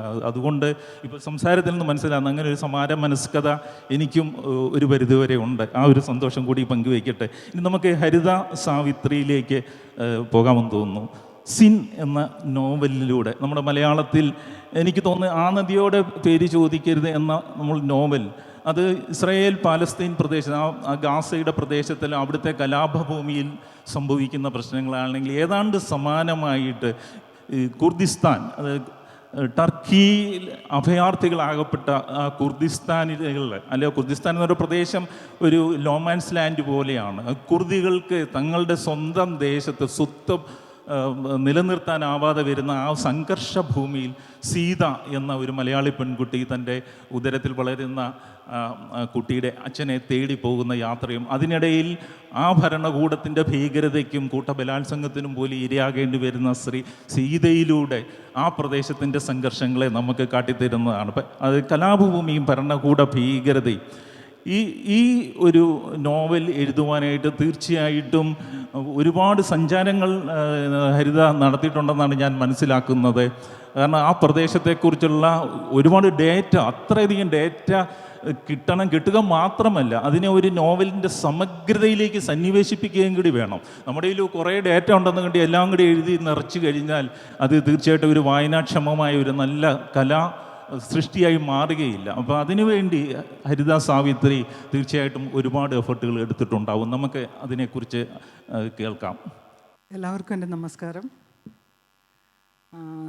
സിനിലേക്ക് ഞാൻ എങ്ങനെയാണ് എത്തിയത് എന്ന് ഞാൻ പലതവണ പറഞ്ഞിട്ടുണ്ട്. എൻ്റെ റിസർച്ചിൻ്റെ ഭാഗമായിട്ട് പുരുഷാധിപത്യ സമൂഹങ്ങളെക്കുറിച്ചുള്ള വായനകൾ നടത്തുമ്പോഴാണ് കുർദിസ്ഥാനിലേക്ക് എത്തുകയും അവിടുത്തെ സമൂഹത്തെക്കുറിച്ച് മനസ്സിലാക്കാൻ ശ്രമിക്കുകയും ചെയ്തത്. പക്ഷെ വായിക്കും തോറും അവരുടെ പൊളിറ്റിക്സാണ് മുന്നിൽ തെളിഞ്ഞു വന്നത്, അവരനുഭവിക്കുന്ന പ്രശ്നങ്ങൾ ഒക്കെ. ആ സമയമായപ്പോഴേക്കും എൻ്റെ സുഹൃത്തുക്കൾ പറഞ്ഞതുപോലെ എനിക്ക് എൻ്റെ കുട്ടികൾ വലുതായി, ഞാൻ എന്ത് ചെയ്യണം ജീവിതത്തിൽ ബാക്കിയുള്ള കാലം എന്ന് ചിന്തിക്കുന്ന ഒരു സമയമായിരുന്നു. അപ്പോൾ എൻ്റെ ഫാമിലിയും അമ്മ ഒരുപാട് നമുക്ക് വേണ്ടി ചെയ്തു. ഇനി സ്വന്തം കാര്യങ്ങൾ നോക്കണം, സ്വന്തം ഒരു കരിയർ നോക്കണം എന്നൊക്കെ കുട്ടികൾ ഇങ്ങോട്ട് പറയുന്ന ഒരു അവസ്ഥയായി. പക്ഷേ എനിക്ക് അപ്പോഴും എനിക്ക് എന്ത് ചെയ്യണം എന്നറിയില്ലായിരുന്നു. ഞാൻ പഠിക്കാൻ തീരുമാനിച്ചു. അങ്ങനെയാണ് ഈ റിസർച്ചിലെത്തിയത്. സ്പെയിനിലാണ് ഞാൻ താമസിക്കുന്നത്. ബാർസലോണയിൽ കുർദുകളുടെ സ്വാതന്ത്ര്യത്തിന് വേണ്ടി പ്രവർത്തിക്കുന്ന ചില സംഘടനകളുണ്ട്. അവർ പ്രകടനങ്ങൾ നടത്താറുണ്ട്, പ്രതിഷേധങ്ങൾ നടത്താറുണ്ട്. അങ്ങനെയുള്ള ചില പ്രകടനങ്ങളിൽ പങ്കെടുക്കാൻ തുടങ്ങി ഞാൻ. അവിടെ വെച്ച് ഞാൻ ലോകത്തിലെ ഏറ്റവും വലിയ സ്ത്രീ മുന്നേറ്റ ശക്തിയായ YPJ എന്ന കുർദ് സംഘടനയുടെ ഭാഗമായിരുന്ന ഒരു പെൺകുട്ടിയെ പരിചയപ്പെട്ടു. അവർ വിശദീകരിച്ച് തന്ന കാര്യങ്ങൾ കേട്ടപ്പോൾ എനിക്ക് അത് എഴുതണമെന്ന് തോന്നി. എഴുതാൻ ഇത്തരം ഒരു കാര്യം എഴുതുമ്പോൾ ഒരിക്കലും അത് നമ്മൾ വായിച്ചോ അങ്ങനെ ഇൻ്റർനെറ്റിൽ അവൈലബിൾ ആയിട്ടുള്ള ഡേറ്റാ ബേസ് അടിസ്ഥാനമാക്കി എഴുതരുത് എന്നെനിക്ക് തോന്നി. അങ്ങനെ ഞാൻ ലിലാൻ എന്നാണ് ആ പെൺകുട്ടിയുടെ പേര്. ലിലാൻ എന്ന് പറഞ്ഞാൽ കുർദ് ഭാഷയിൽ കുരവയിടയിൽ, നമ്മൾ കുരവയിടില്ലേ, അത് അവരും ചെയ്യാറുണ്ട്. ആ കുരവയിടലിന് അവർ വിളിക്കുന്ന വാക്കാണ് ലിലാൻ. ഞാൻ ലിലാനോട് പറഞ്ഞു, എനിക്ക് നിൻ്റെ നാട് കാണണം, എനിക്ക് അവിടുത്തെ പ്രശ്നങ്ങൾ മനസ്സിലാക്കണം, എനിക്ക് എഴുതണം. അപ്പോൾ അവൾ പറഞ്ഞു, നമുക്ക് ഒരുമിച്ച് പോകാം. പക്ഷെ പോകേണ്ട സമയമായപ്പോൾ അവൾക്ക് ഒരു അസുഖം ഉണ്ടാവുകയും യാത്ര ചെയ്യാൻ പറ്റില്ല എന്ന അവസ്ഥയിലാവുകയും ചെയ്തു. അങ്ങനെ ഞാൻ ഒറ്റയ്ക്ക് പോകാൻ തീരുമാനിച്ചു. ആ യാത്ര എൻ്റെ ജീവിതം ആ യാത്രയ്ക്ക് മുൻപുള്ളതും പിന്നീടുള്ളതും എന്ന് വേണമെങ്കിൽ രണ്ടായിട്ട് തിരിക്കാം. അതുവരെ എനിക്ക് ഈ ലോകത്ത് നടക്കുന്ന പ്രശ്നങ്ങളെല്ലാം, മറ്റെവിടെയോ നടക്കുന്ന പ്രശ്നങ്ങൾ എനിക്ക് വിഷമം തോന്നാറുണ്ട്. പക്ഷേ ഇതൊന്നും നമ്മളെ ബാധിക്കാത്ത കാര്യങ്ങളാണെന്നുള്ള രീതിയിൽ തന്നെയായിരുന്നു ഞാനും എല്ലാവരെയും പോലെ ജീവിച്ചു വന്നിരുന്നത്. പക്ഷേ ആ യാത്ര കഴിഞ്ഞതോടെ ഈ പ്രശ്നങ്ങളെല്ലാം എൻ്റേതായി മാറി. ആ ദുരിതം അനുഭവിക്കുന്നവരെല്ലാം എൻ്റെ ബന്ധുക്കളായി മാറി. തകർന്നു പോയ ഒരു പട്ടണം, മക്കളെ നഷ്ടപ്പെട്ട അമ്മമാർ, ഇണകളെ നഷ്ടപ്പെട്ടവർ, എവിടെയാണെന്ന് പോലും അറിയില്ല കുട്ടികൾ, ജീവനോടെ കുഴിച്ചിട്ടപ്പെട്ടവർ, പെട്രോൾ ഒഴിച്ച് കത്തിച്ചിട്ട് അവശിഷ്ടങ്ങൾ പോലും ലഭിക്കാതെ പോയവർ, അങ്ങനെയുള്ള ഒരു സമൂഹത്തിൻ്റെ മുന്നിലേക്കാണ് ഞാൻ ചെന്നുപെട്ടത്. വളരെ ട്രോമാറ്റിക് ആയിട്ടുള്ള ഒരുപാട് അനുഭവങ്ങൾ എനിക്ക് അവിടെ ഉണ്ടായി. അതായത് ഒരു സ്ഫടിക പാത്രം നിലത്ത് വീണ് ചെതറിയതുപോലെ ഞാൻ അങ്ങ് ചെതറിപ്പോയി. ഞാൻ എന്തായിരുന്നു ഇത്രയും നാൾ ചെയ്തുകൊണ്ടിരുന്നതെന്ന് ഞാൻ എന്നോട് തന്നെ ചോദിക്കുകയായിരുന്നു. ഞാൻ തിരിച്ചു വന്നു. എനിക്ക് ഒരു 4 മാസം വേണ്ടി വന്നു എനിക്ക് ഞാൻ ഇനി എഴുതാം എന്നൊരവസ്ഥയിലേക്ക് എത്താൻ. എനിക്ക് നോവൽ എഴുതി പരിചയമില്ല. അതിനു മുമ്പ് കുറച്ച് ആർട്ടിക്കിൾസും കാര്യങ്ങളും ഒക്കെ അതിനിടയിൽ എഴുതുന്നുണ്ടായിരുന്നു. പക്ഷേ അതൊന്നും ജനങ്ങളിലേക്ക് എത്തുന്നില്ല എന്നെനിക്കറിയാമായിരുന്നു. അതിൻ്റെ വായനക്കാരുടെ എണ്ണം വളരെ കുറവായിരുന്നു. ഇത് മനുഷ്യരിലേക്ക് എത്തണമെങ്കിൽ ഇതൊരു കഥയുടെ രൂപത്തിൽ തന്നെ പറയണം എന്നെനിക്ക് തോന്നി. അങ്ങനെയാണ് സിൻ എന്ന നോവൽ ഉണ്ടായത്. നോവൽ എഴുതാൻ അറിഞ്ഞുകൂടാത്ത ഒരാൾ എഴുതിയ നോവലാണ് ഇത്. ഈ പ്രശ്നങ്ങൾ, ഈ വിഷമങ്ങൾ, ഈ സങ്കടങ്ങൾ, ഞാൻ കണ്ട ദുരിതങ്ങൾ, ഞാൻ കണ്ട തകർച്ച, ഞാൻ കണ്ട അനീതി, അക്രമങ്ങൾ, ഇതെല്ലാം നമ്മുടെ നാട് കാണണം, നമ്മുടെ ജനങ്ങൾ അറിയണം എന്നെനിക്ക് തോന്നി. എന്തുകൊണ്ടെന്നാൽ അവിടെ നടക്കുന്ന പ്രശ്നങ്ങൾ, അതിന് സമാനമായ ഒരുപാട് കാര്യങ്ങൾ നമ്മുടെ നാട്ടിലും നടക്കുന്നുണ്ട്. ന്യൂനപക്ഷങ്ങളുടെ അടിച്ചമർത്തൽ, അവരെ ഇല്ലാതാക്കാൻ ശ്രമിക്കൽ, അവരുടെ അസ്തിത്വം, അവരുടെ സംസ്കാരം, ഇതെല്ലാം നശിപ്പിക്കുന്ന ഒരു അവസ്ഥയാണ് നമ്മുടെ നാട്ടിൽ വളർന്നു വരുന്നത്. ഒരു കെട്ടുപൊട്ടിയ പട്ടം പോലെയുള്ളൊരു ജീവിതമാണ് എൻ്റേതെങ്കിലും, അല്ലെങ്കിൽ ഒരു നദിയിലൂടെ ഒഴുകിപ്പോകുന്ന ഒരു ഇല പോലെ ആണ് ഞാനിപ്പോൾ ജീവിക്കുന്നത്. പക്ഷെ എന്നാലും ആ അടർന്നു പോയൊരു വൃക്ഷമുണ്ടല്ലോ, അതായത് എൻ്റെ നാട്, ആ നാടിനെ ഓർത്തുള്ള ഒരു കരുതൽ എൻ്റെ ഉള്ളിൽ എപ്പോഴും ഉണ്ട്. ആ ഒരു വേദന, എൻ്റെ നാട് ഇങ്ങോട്ടാണല്ലോ പോകുന്നത്, എങ്ങോട്ടാണിത് പോകുന്നത്, ഈ അപജയം, അതായത് എൻ്റെ സഹജീവികളോട് ചെയ്യുന്ന അനീതി, അവർ നേരിട്ടേക്കാവുന്ന പ്രശ്നങ്ങൾ, ഇങ്ങനെയൊക്കെയാണ് ലോകത്ത് നടക്കുന്നത്. ദയവ് ചെയ്ത് ഇങ്ങനെയൊന്നും ചെയ്യരുത്, അല്ലെങ്കിൽ ഇതാണ് നമുക്ക് വരാൻ പോകുന്ന അപകടം എന്ന് എൻ്റെ നാടിനോട് എനിക്ക് വിളിച്ചു പറയണമായിരുന്നു. അങ്ങനെയാണ് സിൻ എന്ന നോവൽ ഉണ്ടാകുന്നത്. അതൊരു നോവലിൻ്റെ രൂപത്തിൽ എനിക്ക് എഴുതാൻ കഴിഞ്ഞു എന്നുള്ളതിൽ എനിക്ക് സന്തോഷമുണ്ട്. ഒരുപാട് പേര് അത് വായിച്ച് എന്നോട് അഭിപ്രായം പറഞ്ഞു, ഇഷ്ടപ്പെട്ടു എന്നൊക്കെ പറയുമ്പോൾ എനിക്ക് സന്തോഷമുണ്ട്. എന്ന് വെച്ചാൽ അത്രയും പേര് ഇത് എന്താണ് എന്താണ് ഇതിൻ്റെ ഫ്യൂച്ചർ? ഇങ്ങനെയുള്ള വംശഹത്യകൾ, അതായത് ഒരു ന്യൂനപക്ഷത്തെ അടിച്ചമർത്താനുള്ള ശ്രമത്തിൻ്റെ ഭാഗമായിട്ടാണല്ലോ ഈ വംശഹത്യകൾ ഉണ്ടാകുന്നത്. അല്ലെങ്കിൽ അത് നമ്മുടെ നാട്ടിൽ നടക്കാൻ പോകുന്നു, അല്ലെങ്കിൽ നടന്നുകൊണ്ടിരിക്കുന്നു. അതിലെ സിമിലാരിറ്റി, അതിലെ സാമ്യം, ഇതൊക്കെയാണ് നമ്മളെ കാത്തിരിക്കുന്നത് എന്നെനിക്ക് പറയണമായിരുന്നു. അതായത് ഈ ഫാസിസത്തിൻ്റെ വളർച്ച അല്ലെങ്കിൽ ഫാസിസത്തിൻ്റെ പ്രവർത്തനം അത് എല്ലായിടത്തും ഒരുപോലെ തന്നെയാണ്. നമുക്ക് നമ്മുടെ നാട്ടിലെ പ്രഗ്യാ സിംഗ് ഠാക്കൂറിൻ്റെ കഥ നമുക്കറിയാം. അതുപോലെ ലോകത്തിലെ ഏറ്റവും വികസിത രാജ്യമെന്ന് കരുതാവുന്ന രാജ്യങ്ങളിലൊന്നെന്ന് കരുതാവുന്ന ജർമ്മനിയിലെ ബെനറ്റെ ചേപ്പെ എന്ന ഒരു സ്ത്രീയുടെ കഥ, അവരുടെ കേസ് അപഗ്രഥിച്ചാൽ നമുക്ക് മനസ്സിലാവും ഇത് വളരെ സിമിലറാണ്. അതായത് 2015 ഈ കേസ് സ്റ്റാർട്ട് ചെയ്യുന്നത്.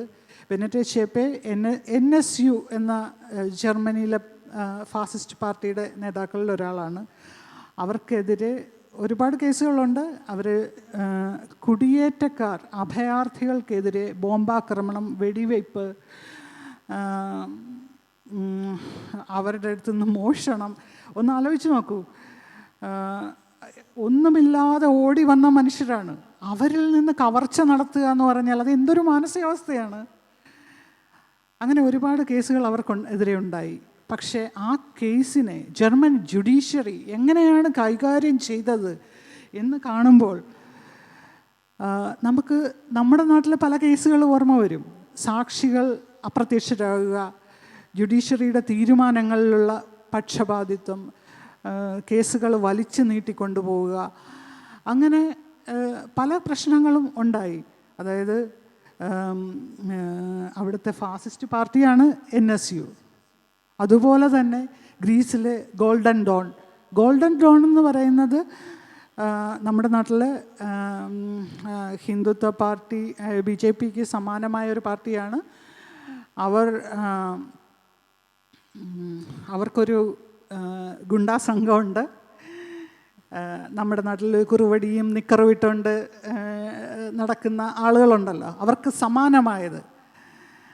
അവരുടെ പ്രധാന ലക്ഷ്യം ഇതുപോലെ അഭയാർത്ഥികളെ തല്ലിയൊതുക്കി അവർക്കെതിരെ അക്രമങ്ങൾ നടത്തി അവിടെ സ്വത്വവാദ രാഷ്ട്രീയം വികസിപ്പിക്കുക. സാധാരണ ജനങ്ങളാണ് ഇതിനൊക്കെ ഇരയാവുന്നത്. എന്ന് വെച്ചാൽ അവർക്ക് അധികം, അതായത് സമൂഹത്തിൻ്റെ താഴേക്കിടയിലുള്ളതെന്ന് ഞാൻ പറയാൻ പറ്റില്ല, എന്നാലും തൊഴിലാളി വർഗം, അധികം വിദ്യാഭ്യാസമൊന്നും ഇല്ലാത്ത സാധാരണ സാധുക്കളായ മനുഷ്യരുണ്ടല്ലോ, അവരുടെ അടുത്ത് ചെന്ന് പറഞ്ഞ് നിങ്ങൾക്ക് ജോലി കിട്ടാത്തത് അല്ലെങ്കിൽ നിങ്ങൾക്ക് കിട്ടാനുള്ള ആനുകൂല്യങ്ങളെല്ലാം ഇപ്പോൾ കുടിയേറ്റക്കാരാണ് മേടിച്ചെടുക്കുന്നത്, അല്ലെങ്കിൽ അവർ നമ്മുടെ നാട് നമ്മുടേതാണ്, ഈ സ്വത്വവാദ രാഷ്ട്രീയം പറഞ്ഞ് അവരെയൊക്കെ സ്വന്തം അണിയിലേക്ക് ചേർക്കുകയാണ് ഈ ഫാസിസ്റ്റ് പാർട്ടികളെല്ലാം ചെയ്യുന്നത്. നിങ്ങൾക്ക് മനസ്സിലാവും ഇതേ രീതിയിലാണ് ഇന്ത്യയിലും റിലീജിയസ് പാർട്ടീസ് പ്രവർത്തിക്കുന്നത്. അപ്പോൾ ഇത് പറയാനാണ് ഞാൻ നോവൽ എഴുതിയത്. അത് നോവലായിട്ട് പുറത്തു വന്നുവെന്ന് മാത്രം. Thank you very much. ഈ സിൻ എന്ന നോവലിൻ്റെ അതിനെക്കുറിച്ച് NS മാധവൻ എഴുതുമ്പോൾ ഐവാൻ ഗുർദി എന്ന 4 വയസ്സുകാരൻ്റെ ഒരു ചിത്രം നമ്മളൊക്കെ കണ്ടിട്ടുണ്ട്. ടർക്കിയുടെ കടൽ തീരത്ത് കമഴ്ന്ന് കിടന്ന 4 വയസ്സുകാരൻ്റെ ചിത്രം ഒരുപക്ഷെ നമ്മുടെ നെഞ്ചിലെല്ലാം കടാര കൊണ്ട് കുത്തിയതുപോലെ നമ്മളെ വേദനിപ്പിച്ച്, സമാനമായ സാഹചര്യം മറ്റ് ഇതര രാജ്യങ്ങളിലും ഉണ്ടെന്നതിന് ഏറ്റവും നല്ല തെളിവായിട്ട് വിനോദ് കൃഷ്ണയുടെ നയനമം ബരേറ്റ എന്ന നോവൽ നമുക്ക് സാന്ദർഭികമായിട്ട് നമ്മൾ അതിലേക്ക് എത്തിച്ചേരുകയാണ്. അടുത്ത കാലത്ത് ഏറെ ചർച്ച ചെയ്യപ്പെട്ട ഈ നോവൽ ഗാന്ധി വധവുമായി ബന്ധപ്പെട്ട ആ കാലഘട്ടത്തിൽ അതുമായി ബന്ധപ്പെട്ട ആൾക്കാരുടെ ദിനസരികളിലൂടെ കടന്നു പോകുന്ന ഈ ശക്തമായ നോവൽ ഒരുപക്ഷെ സത്യാനന്തര കാലത്ത് സത്യത്തെ നല്ല കളവിനെ വർണ്ണ റാപ്പുകൾ ഇട്ട് സത്യമാണെന്ന വ്യാജേന മറ്റുള്ളവരിലേക്ക് എത്തിക്കുന്ന ഡിജിറ്റൽ ആർമിയൊക്കെ പ്രവർത്തിക്കുന്ന ഒരു കാലഘട്ടത്തിൽ നമുക്ക് ഏറെ ചർച്ച ചെയ്യപ്പെടുകയും പ്രസക്തമാവുകയും ചെയ്ത നോവൽ നയനമ്മം ബെരേറ്റ.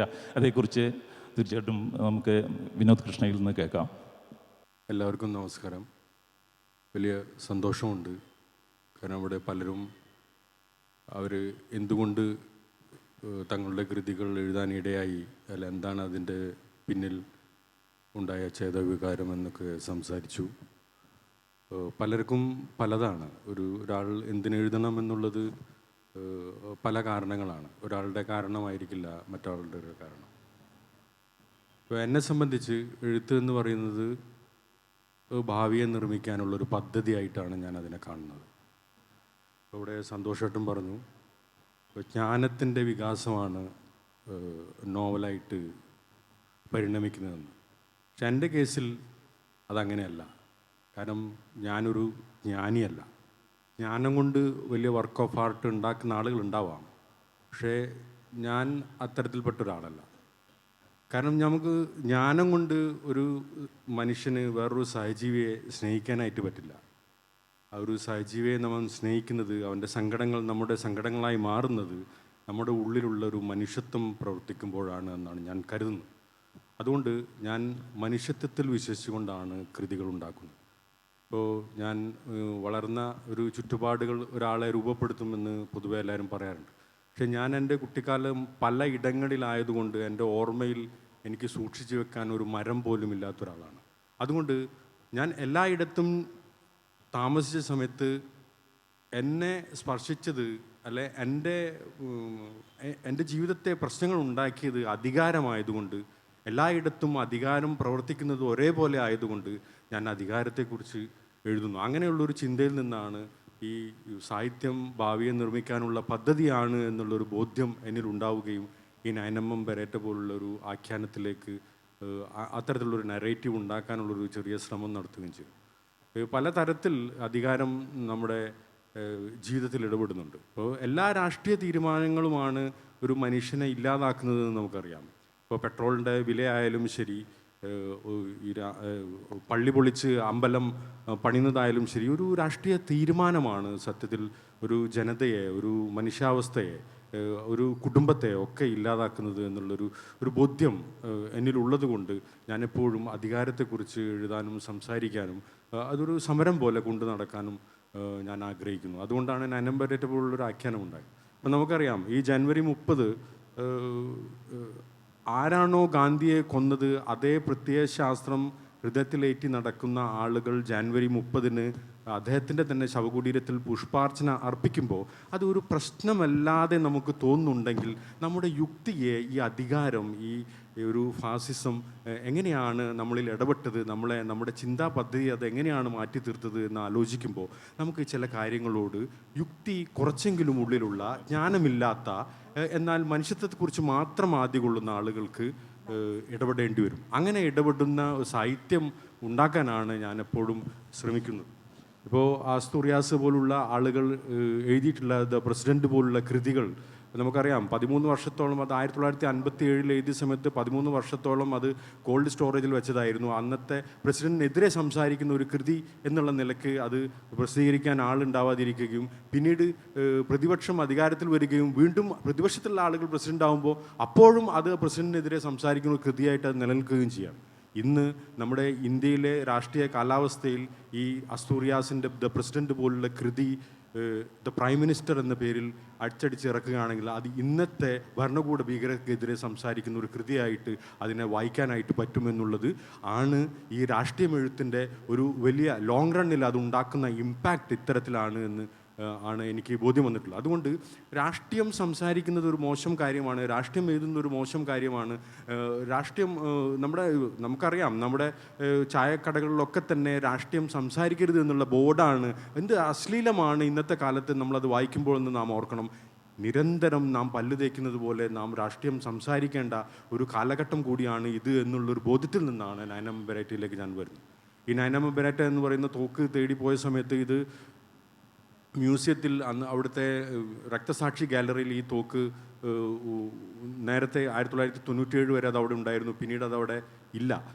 അപ്പോൾ അത് തോക്ക് ഒരു പ്രതിലോമകരമായ ഒരു രാഷ്ട്രീയം ആളുകളിൽ ഉണ്ടാക്കുന്നു എന്നുള്ള ഒരു വ്യാജേന ആ തോക്ക് എടുത്ത് ഒരു ലോക്കറിൽ വെക്കുകയാണ്. സത്യത്തിൽ പറഞ്ഞാൽ അത് ഒരു ദേശീയ സ്വത്തായി പ്രഖ്യാപിക്കേണ്ട ഒരു ഇതാണ്. കാരണം നമ്മുടെ രാഷ്ട്രപിതാവിനെ കൊന്ന തോക്ക് എന്ന് പറയുന്നത് നമ്മുടെ ഒരു ദേശീയ സ്വത്തായിട്ട്, അതൊരു വലിയ ചരിത്രമായിട്ട്, സാമൂഹ്യമായ ഓർമ്മയായിട്ട് തലമുറകളിൽ നിന്ന് തലമുറകളിലേക്ക് കൈമാറേണ്ട ഒരു സംഗതിയാണ്. പക്ഷേ അത് ഒരു ഇരുട്ടറയിൽ കൊണ്ടുവച്ചിരിക്കുകയാണ്.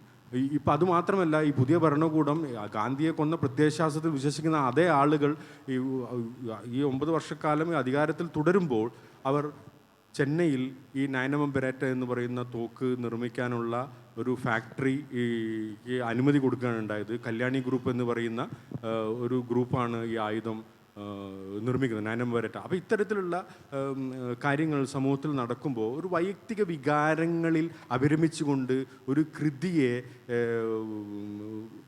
ഒരു വലിയ നെറേറ്റീവിനെ സൃഷ്ടിക്കാനായിട്ട് എന്നെപ്പോലുള്ള ഒരു ചെറിയ രാഷ്ട്രീയ ജീവിക്ക് സാധ്യമല്ല എന്നുള്ളത് കൊണ്ടാണ് ഞാൻ ഇത്തരത്തിലുള്ള രാഷ്ട്രീയം, പ്രതിലോമകരമായ ഒരു രാഷ്ട്രീയം സംസാരിക്കാൻ എൻ്റെ കൃതികളിലൂടെ ഞാൻ ശ്രമിക്കുന്നത്. ഇതിനൊരു വർക്ക് ഓഫ് ആർട്ട് ചെയ്യുന്ന ഒരാൾക്ക്, ഒരു ചിത്രകാരന്, ഒരു പാട്ടുകാരന്, ഇന്നലെ TM കൃഷ്ണയുടെ സംഗീത കച്ചേരി നമ്മൾ ഇന്നലെ ഇവിടെ കേട്ടു. അദ്ദേഹം എത്രമാത്രമാണ് ഈ സംഘർഷഭരിതമായ ചുറ്റുപാടുകളിലോട് തൻ്റെ കലയിലൂടെ ഇടപെടുന്നത് എന്നുള്ളത് മനസ്സിലാക്കുമ്പോൾ അത്തരത്തിലുള്ള ഒരു ഇടപെടൽ നമുക്ക് പരിചയമുള്ള, നമുക്ക് സാധ്യമാക്കാൻ പറ്റുമെന്ന് ബോധ്യമുള്ള ഒരു മീഡിയത്തിലൂടെ നാം അത് ചെയ്യാൻ മുതിരുന്നു എന്നുള്ളത് ആഹ്ലാദകരമായൊരു സംഗതിയാണ്. അതൊരു വലിയൊരു രാഷ്ട്രീയ പ്രവർത്തനമാണ്. സ്വയം സമരമാകുന്ന മനുഷ്യർക്ക് മാത്രം സാധ്യമാകുന്ന ഒരു കാര്യമാണ് എന്ന് തന്നെയാണ് ഞാൻ കരുതുന്നത്. അതുകൊണ്ട് ഇത്തരത്തിലുള്ള ആഖ്യാനങ്ങൾ, അതിൻ്റെ സൗന്ദര്യശാസ്ത്രത്തിനപ്പുറത്തേക്ക് അത്തരത്തിലുള്ള ഒരു നെറേറ്റീവ് ഉണ്ടാക്കാനുള്ള ബോധപൂർവമായ ശ്രമം, പ്രൊപ്പഗാൻഡ അല്ലാത്ത രീതിയിൽ അത് ഉണ്ടാക്കാനുള്ള ഒരു ശ്രമം ഒരു എഴുത്തുകാരൻ എന്ന നിലയിൽ എൻ്റെ ഉത്തരവാദിത്തമാണ് എന്ന് കൂടിയാണ് ഞാൻ വിചാരിക്കുന്നത്. Thank you.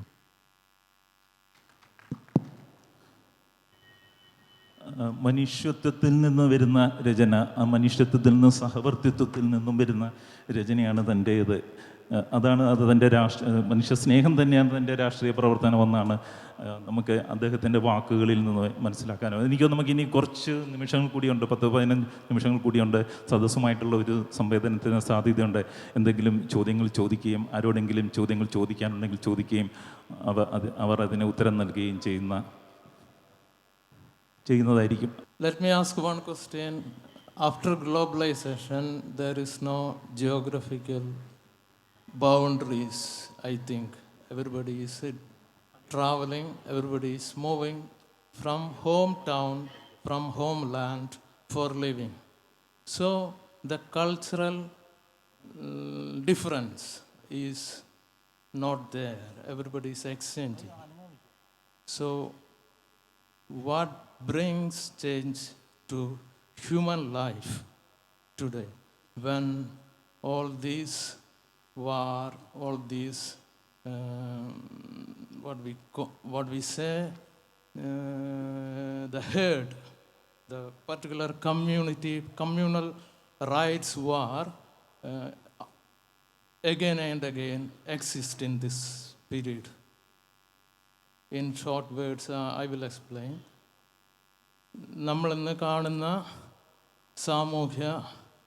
സമൂഹത്തിൽ കാണപ്പെടുന്ന എല്ലാ ധ്വംസങ്ങൾ, എന്താ പറയുക,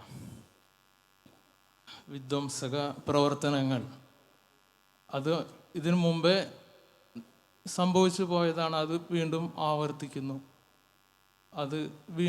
ആവർത്തിക്കുന്നു. പക്ഷേ നമ്മൾ വീണ്ടും പലായനങ്ങൾ ചെയ്യുന്നു. ഇതിന് ഒരു അവസാനമില്ലാതാകുന്നു. അതെന്തുകൊണ്ട്? Whom do you want to answer this question? Anybody can answer, but who may take initiative? നമുക്ക് മനുഷ്യ ചരിത്രത്തിൻ്റെ മനുഷ്യൻ്റെ ജീവചരിത്രം പരിശോധിച്ചിട്ടുണ്ടെങ്കിൽ പലായനങ്ങളുടെ ചരിത്രം തുടങ്ങിയത് മനുഷ്യൻ്റെ കാലം ഹോമോസാപ്പിയൻസിൻ്റെ തുടക്കം മുതലുണ്ട്. നമുക്കറിയാം, പരസ്പരം സ്വന്തം ജീവൻ നിലനിർത്തുന്നതിന് വേണ്ടി വേട്ടയാടൽ നടത്തി ജീവിച്ചു വന്ന ഒരു മനുഷ്യൻ പിന്നീട് അവരൊരു സ്ഥലത്ത് കൃഷി ചെയ്ത് ജീവിക്കാൻ തുടങ്ങിയപ്പോൾ അവിടെ സ്ഥലം വെട്ടിപ്പിടിക്കലിൻ്റെ ഒരു അവസ്ഥയിലേക്ക് പോയി. അങ്ങനെ വളർന്നു വന്ന ഒരു ഹിംസയുടെ ഒരു ഒരു ഘടകം നമ്മുടെ ഹോമോസാപ്പിയൻസിൻ്റെ ജീനിൽ ഉണ്ട് എന്ന് എനിക്ക് തോന്നുന്നു. ഇന്ന് ലോകത്ത് നടക്കുന്ന ഈ വിദ്വേഷങ്ങളും അല്ലെങ്കിൽ യുദ്ധങ്ങളും എല്ലാം അതിൻ്റെ എല്ലാം കാതലായ കാര്യം മനുഷ്യത്വമില്ലായ്മ. നേരത്തെ വിനോദ് പറഞ്ഞു വെച്ച പോലെ മനുഷ്യൻ പരസ്പരം മനസ്സിലാക്കാൻ സാധിക്കാത്തതിൻ്റെ ഒരു ബാക്കി പത്രമാണ്. അതിന് തീർച്ചയായിട്ടും നമ്മുടെ സാമൂഹ്യ സംവിധാനങ്ങൾ, മതവും രാഷ്ട്രീയവും അടക്കമുള്ള സാമൂഹ്യ സംവിധാനങ്ങൾ അതിൽ പ്രധാന പങ്ക് വഹിക്കുന്നുണ്ട് എന്നാണ് എനിക്ക് മനസ്സിലാവുന്നത്. ഇന്ന് ആഗോള മനുഷ്യനായിട്ട് നമ്മൾ മാറുമ്പോഴും ഓരോ ചെറിയ കള്ളികളിലേക്ക് നമ്മൾ ഒതുക്കപ്പെടുന്നു. മതത്തിൻ്റെ പേരിൽ, രാഷ്ട്രീയത്തിൻ്റെ പേരിൽ, പ്രാദേശികതയുടെ പേരിൽ, ഭാഷയുടെ പേരിൽ, എന്തിന് ചില സിദ്ധാന്തങ്ങളുടെ പേരിലെല്ലാം നമ്മൾ ഒരു വേലി കെട്ടി അതിൻ്റെ ഉള്ളിൽ താമസിക്കുന്ന മനുഷ്യരായി നമ്മൾ ചുരുങ്ങിപ്പോവുകയാണ്. അപ്പോൾ അതിൻ്റെ എല്ലാം പേരിൽ നമ്മൾ പരസ്പരം പോരടിക്കാനുള്ള ഒരു മാനസികാവസ്ഥയിലേക്ക് മനുഷ്യൻ കടന്നു വരുന്നു. ഒരാൾക്ക് മറ്റൊരാളെ മനസ്സിലാക്കാൻ സാധിക്കാതെ വരുന്നു.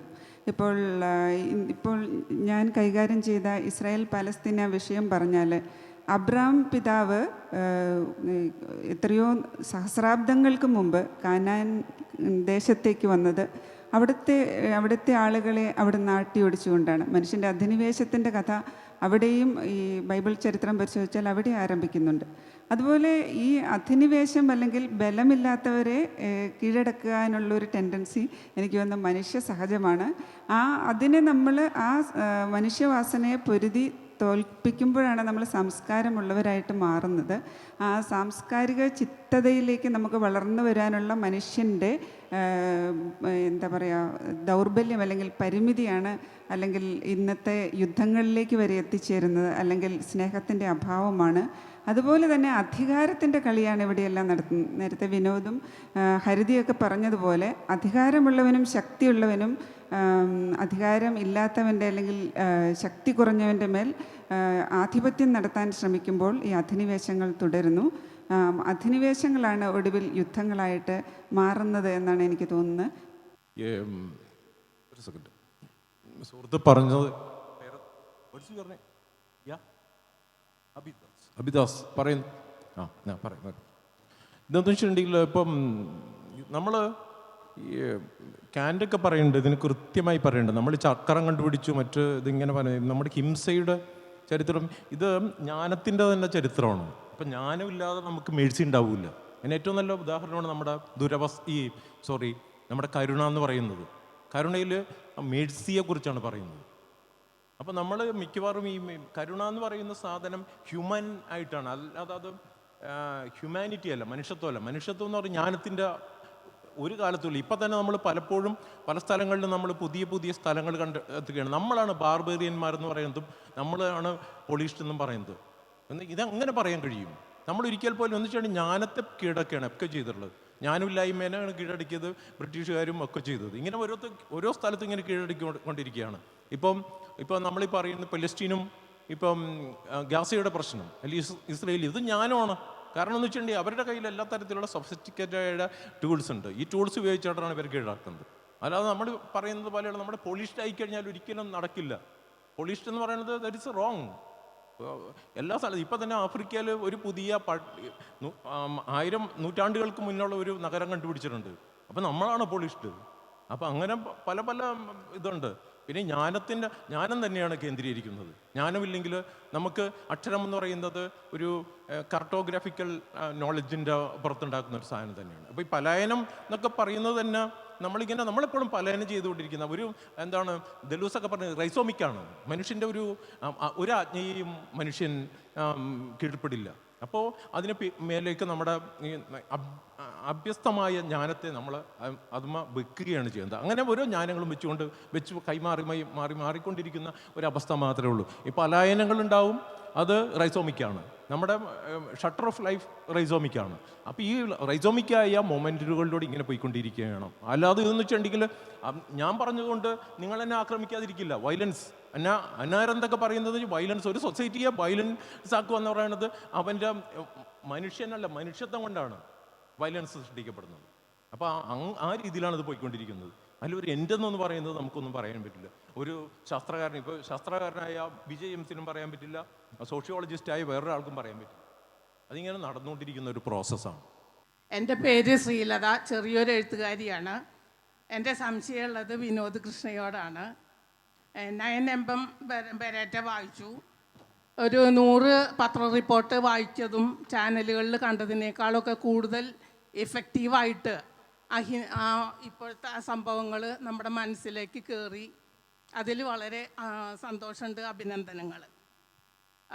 ഒരു എഴുത്തുകാരി എന്നുള്ള നിലയ്ക്ക് എനിക്കൊരു സംശയം തോന്നിയത്, ഇങ്ങനെ ഒരു നോവൽ ഒരുപാട് റെഫർ ചെയ്തിട്ട് ഒരു നോവൽ എഴുതുമ്പോൾ തീർച്ചയായിട്ടും അതിന് താൻ ആശ്രയിച്ചു പോന്നിട്ടുള്ള സോഴ്സുകൾ ബാക്കിൽ കൊടുത്തിരുന്നെങ്കിൽ ഈ കാര്യങ്ങളെക്കുറിച്ച് കൂടുതൽ അറിയാൻ ആഗ്രഹിക്കുന്ന ഒരാൾക്ക് അത് റെഫർ ചെയ്യാമായിരുന്നു. അത് ഇല്ല എന്നുള്ള ഒരു പോരായ്മ കണ്ടു. അത് ഇനി പതിപ്പുകൾ വരുമ്പോൾ ഒന്ന് ശ്രദ്ധിക്കണം. പിന്നെ രണ്ടാമത് എനിക്ക് തോന്നിയത് ആ ശിവറാം ഗോത്ര എന്ന് പറഞ്ഞ ആ കഥാപാത്രം എനിക്ക് ഭയങ്കരമായിട്ട് എത്രയോ പകർപ്പുകൾ നമ്മുടെ രാഷ്ട്രീയത്തിൽ ഇപ്പോൾ അതിൽ നിന്ന് കിട്ടിക്കഴിഞ്ഞു ഇങ്ങനെ ചിന്തിച്ചു കഴിഞ്ഞപ്പോൾ. അതിൽ തുടക്കത്തിൽ ഒരു ട്രെയിനിൻ്റെ ഉള്ളിൽ ട്രെയിനിൻ്റെ ബാത്റൂമിൽ ഇയാൾ 55 എഴുതണ ഒരു സീനുണ്ട്. അപ്പോൾ ഈ നോവൽ ആയിക്കോട്ടെ, നോവൽ വായിച്ച് പലരോടും ചോദിച്ചിട്ട് അതെന്താണെന്ന് ക്ലിയറായിട്ട് മനസ്സിലായില്ല. ഞാൻ ഗൂഗിളിൽ നോക്കിയപ്പോഴും കിട്ടിയില്ല. 55 കോറിയിടുന്നതായിട്ടുണ്ട്. അതെന്താണെന്നൊന്ന് പറഞ്ഞാൽ കൊള്ളാം. ശിവറാം ഗോത്ര എന്ന് പറഞ്ഞ കഥാപാത്രം തന്നെ തുടക്കത്തിൽ. ആദ്യത്തെ ചോദ്യത്തിന് ആദ്യം ഉത്തരം പറയാം. അതിൻ്റെ റെഫറൻസ് എന്തുകൊണ്ട് കൊടുത്തില്ലാണുള്ളത്, അതൊരു എഴുത്തുകാരൻ്റെ രഹസ്യമാണ്. അതുകൊണ്ട് അത് ചെയ്തില്ല എന്നുള്ളൂ. എങ്കിലും നല്ല വാക്കുകൾ പറഞ്ഞുകൊണ്ട് ഞാൻ അതിലൊരു രഹസ്യം പറയാം. ഞാൻ ഈ പീരീഡ് ആവിഷ്കരിക്കാനായിട്ട് പ്രധാനമായിട്ട് ആശ്രയിച്ചത് ഹെൻറി കാർട്ടിയറുടെ സ്ട്രീറ്റ് ഫോട്ടോഗ്രാഫുകളാണ്. അപ്പോൾ ആ സ്ട്രീറ്റ് ഫോട്ടോഗ്രാഫുകളിൽ അദ്ദേഹം 1947 മുതൽ 48 വരെ ഇന്ത്യയിലെ പല സ്ട്രീറ്റുകളിൽ ഓടി നടന്ന് പടങ്ങളെടുത്തതിൻ്റെ 1500ഓളം ഫോട്ടോഗ്രാഫുകൾ ഞാൻ റെഫർ ചെയ്തു. അതാണ് പീരീഡും വസ്ത്രധാരണ രീതിയൊക്കെ അതിൽ വരാനായിട്ട് കാരണം. അപ്പോൾ അത് എന്നെ സങ്കടപ്പെടുത്തിയൊരു കാര്യം എന്ന് വെച്ചാൽ, നമ്മൾ ഈ ഫോട്ടോഗ്രാഫ് നോക്കുമ്പോൾ പോലും ഇന്ത്യയിൽ എങ്ങനെയാണ് ജാതി പ്രവർത്തിച്ചതെന്ന് നമുക്ക് ഓരോ ഫോട്ടോഗ്രാഫിലും വ്യക്തമാണ്. കാരണം അതിലെ ഡൗൺ ടോട്ടൺ ആയിട്ടുള്ള സെക്ഷനായിട്ടുള്ള ആളുകൾ അല്ലെങ്കിൽ അത്തരത്തിലുള്ള ആളുകൾ ഒക്കെ തന്നെ വളഞ്ഞിട്ടാണ് അതിലെല്ലാ ഫോട്ടോഗ്രാഫിലും നടക്കുന്നത്. നിവർന്ന് നടക്കാൻ കരുത്തില്ലാത്ത ഒരു ജനതയെക്കുറിച്ച് എഴുതുമ്പോൾ അത്തരത്തിലുള്ളൊരു ഫോട്ടോഗ്രാഫ് ഈ പീരീഡ് ആവിഷ്കരിക്കാൻ എനിക്ക് കുറച്ചുകൂടി ഒരു വലിയ സാധ്യത തന്നിട്ടുണ്ട്. പിന്നെ ശിവറാം ഗോത്ര 55 എന്ന് എഴുതുന്നത് എനിക്ക് തോന്നുന്നു ഞാൻ എഴുതിയത് ഒരു റോമില താപ്പറിനെ പോലെ അവരെഴുതുന്ന പുസ്തകങ്ങളുടെ ഒരു ആക്യുറസി നിങ്ങൾ എന്തായാലും ഒരു ഹിസ്റ്റോറിക്കൽ ഫിക്ഷനിൽ നിങ്ങൾ തരാൻ ശ്രമിക്കരുത്.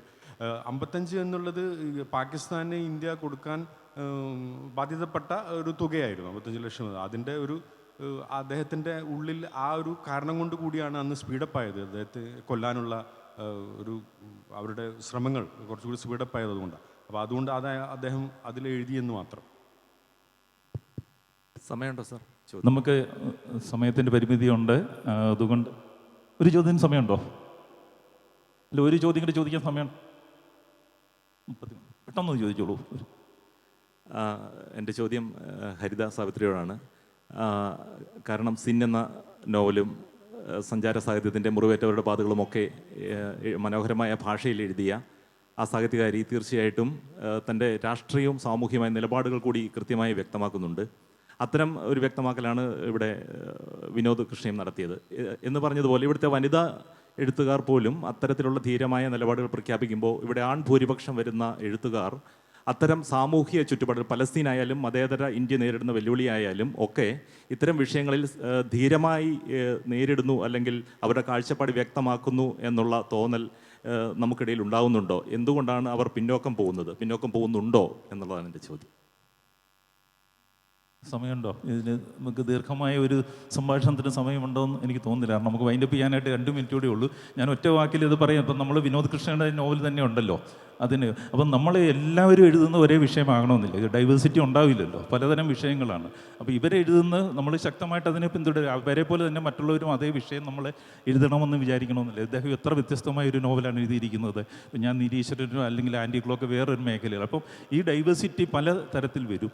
ഒരേ വിഷയത്തിൽ മാത്രം എല്ലാവർക്കും വൈൻഡപ്പ് ചെയ്യാൻ സമയമായതുകൊണ്ട് ഇത് ഒത്തിരി പേർക്ക് അഭിപ്രായങ്ങൾ പറയാനുണ്ടാകും. പക്ഷേ സമയത്തിൻ്റെ പരിമിതി കൊണ്ട് നമുക്ക് ഇവിടെ അവസാനിപ്പിക്കേണ്ടിയിരിക്കുന്നു. കാരണം നമ്മൾ ഒരു 137 വർഷം വർഷത്തെ മലയാള നോവലിൻ്റെ ചരിത്രത്തിൽ നിന്ന് പുതിയ മുഖത്തിലേക്ക് എത്തി നിൽക്കുകയാണ്. ഇപ്പം നമുക്ക് ഈ ആർട്ടിഫിഷ്യൽ ഇൻ്റലിജൻസിൻ്റെയൊക്കെ പുതിയ കാലമാണ്. നോവലിസ്റ്റുകൾക്കും എഴുത്തുകാർക്കുമൊക്കെ വലിയ വെല്ലുവിളി ഉയർത്തിക്കൊണ്ട് ഏതാണ്ട് യന്ത്രങ്ങൾ ഏതാണ്ട് മനുഷ്യൻ ചെയ്ത എല്ലാ ജോലികളും ഏറ്റെടുക്കുകയും ഇനി നോവലെഴുത്ത് പോലും ഏറ്റെടുക്കുകയും ചെയ്യപ്പെടുന്ന ഒരു കാലഘട്ടത്തിൽ പുതിയ മുഖങ്ങൾക്ക് എങ്ങനെ ഈ ആർട്ടിഫിഷ്യൽ ഇൻ്റലിജൻസിനെ അതിജീവിച്ചുകൊണ്ട് തങ്ങളുടെ ഭാവന കൊണ്ടും തങ്ങളുടെ സ്വന്തം ഇൻ്റലിജൻസ് കൊണ്ടും പുതിയ പുതിയ നോവലുകൾ സൃഷ്ടിക്കാൻ കഴിയുമെന്ന വെല്ലുവിളിയിലാണ് നമ്മൾ എത്തി നിൽക്കുന്നത്.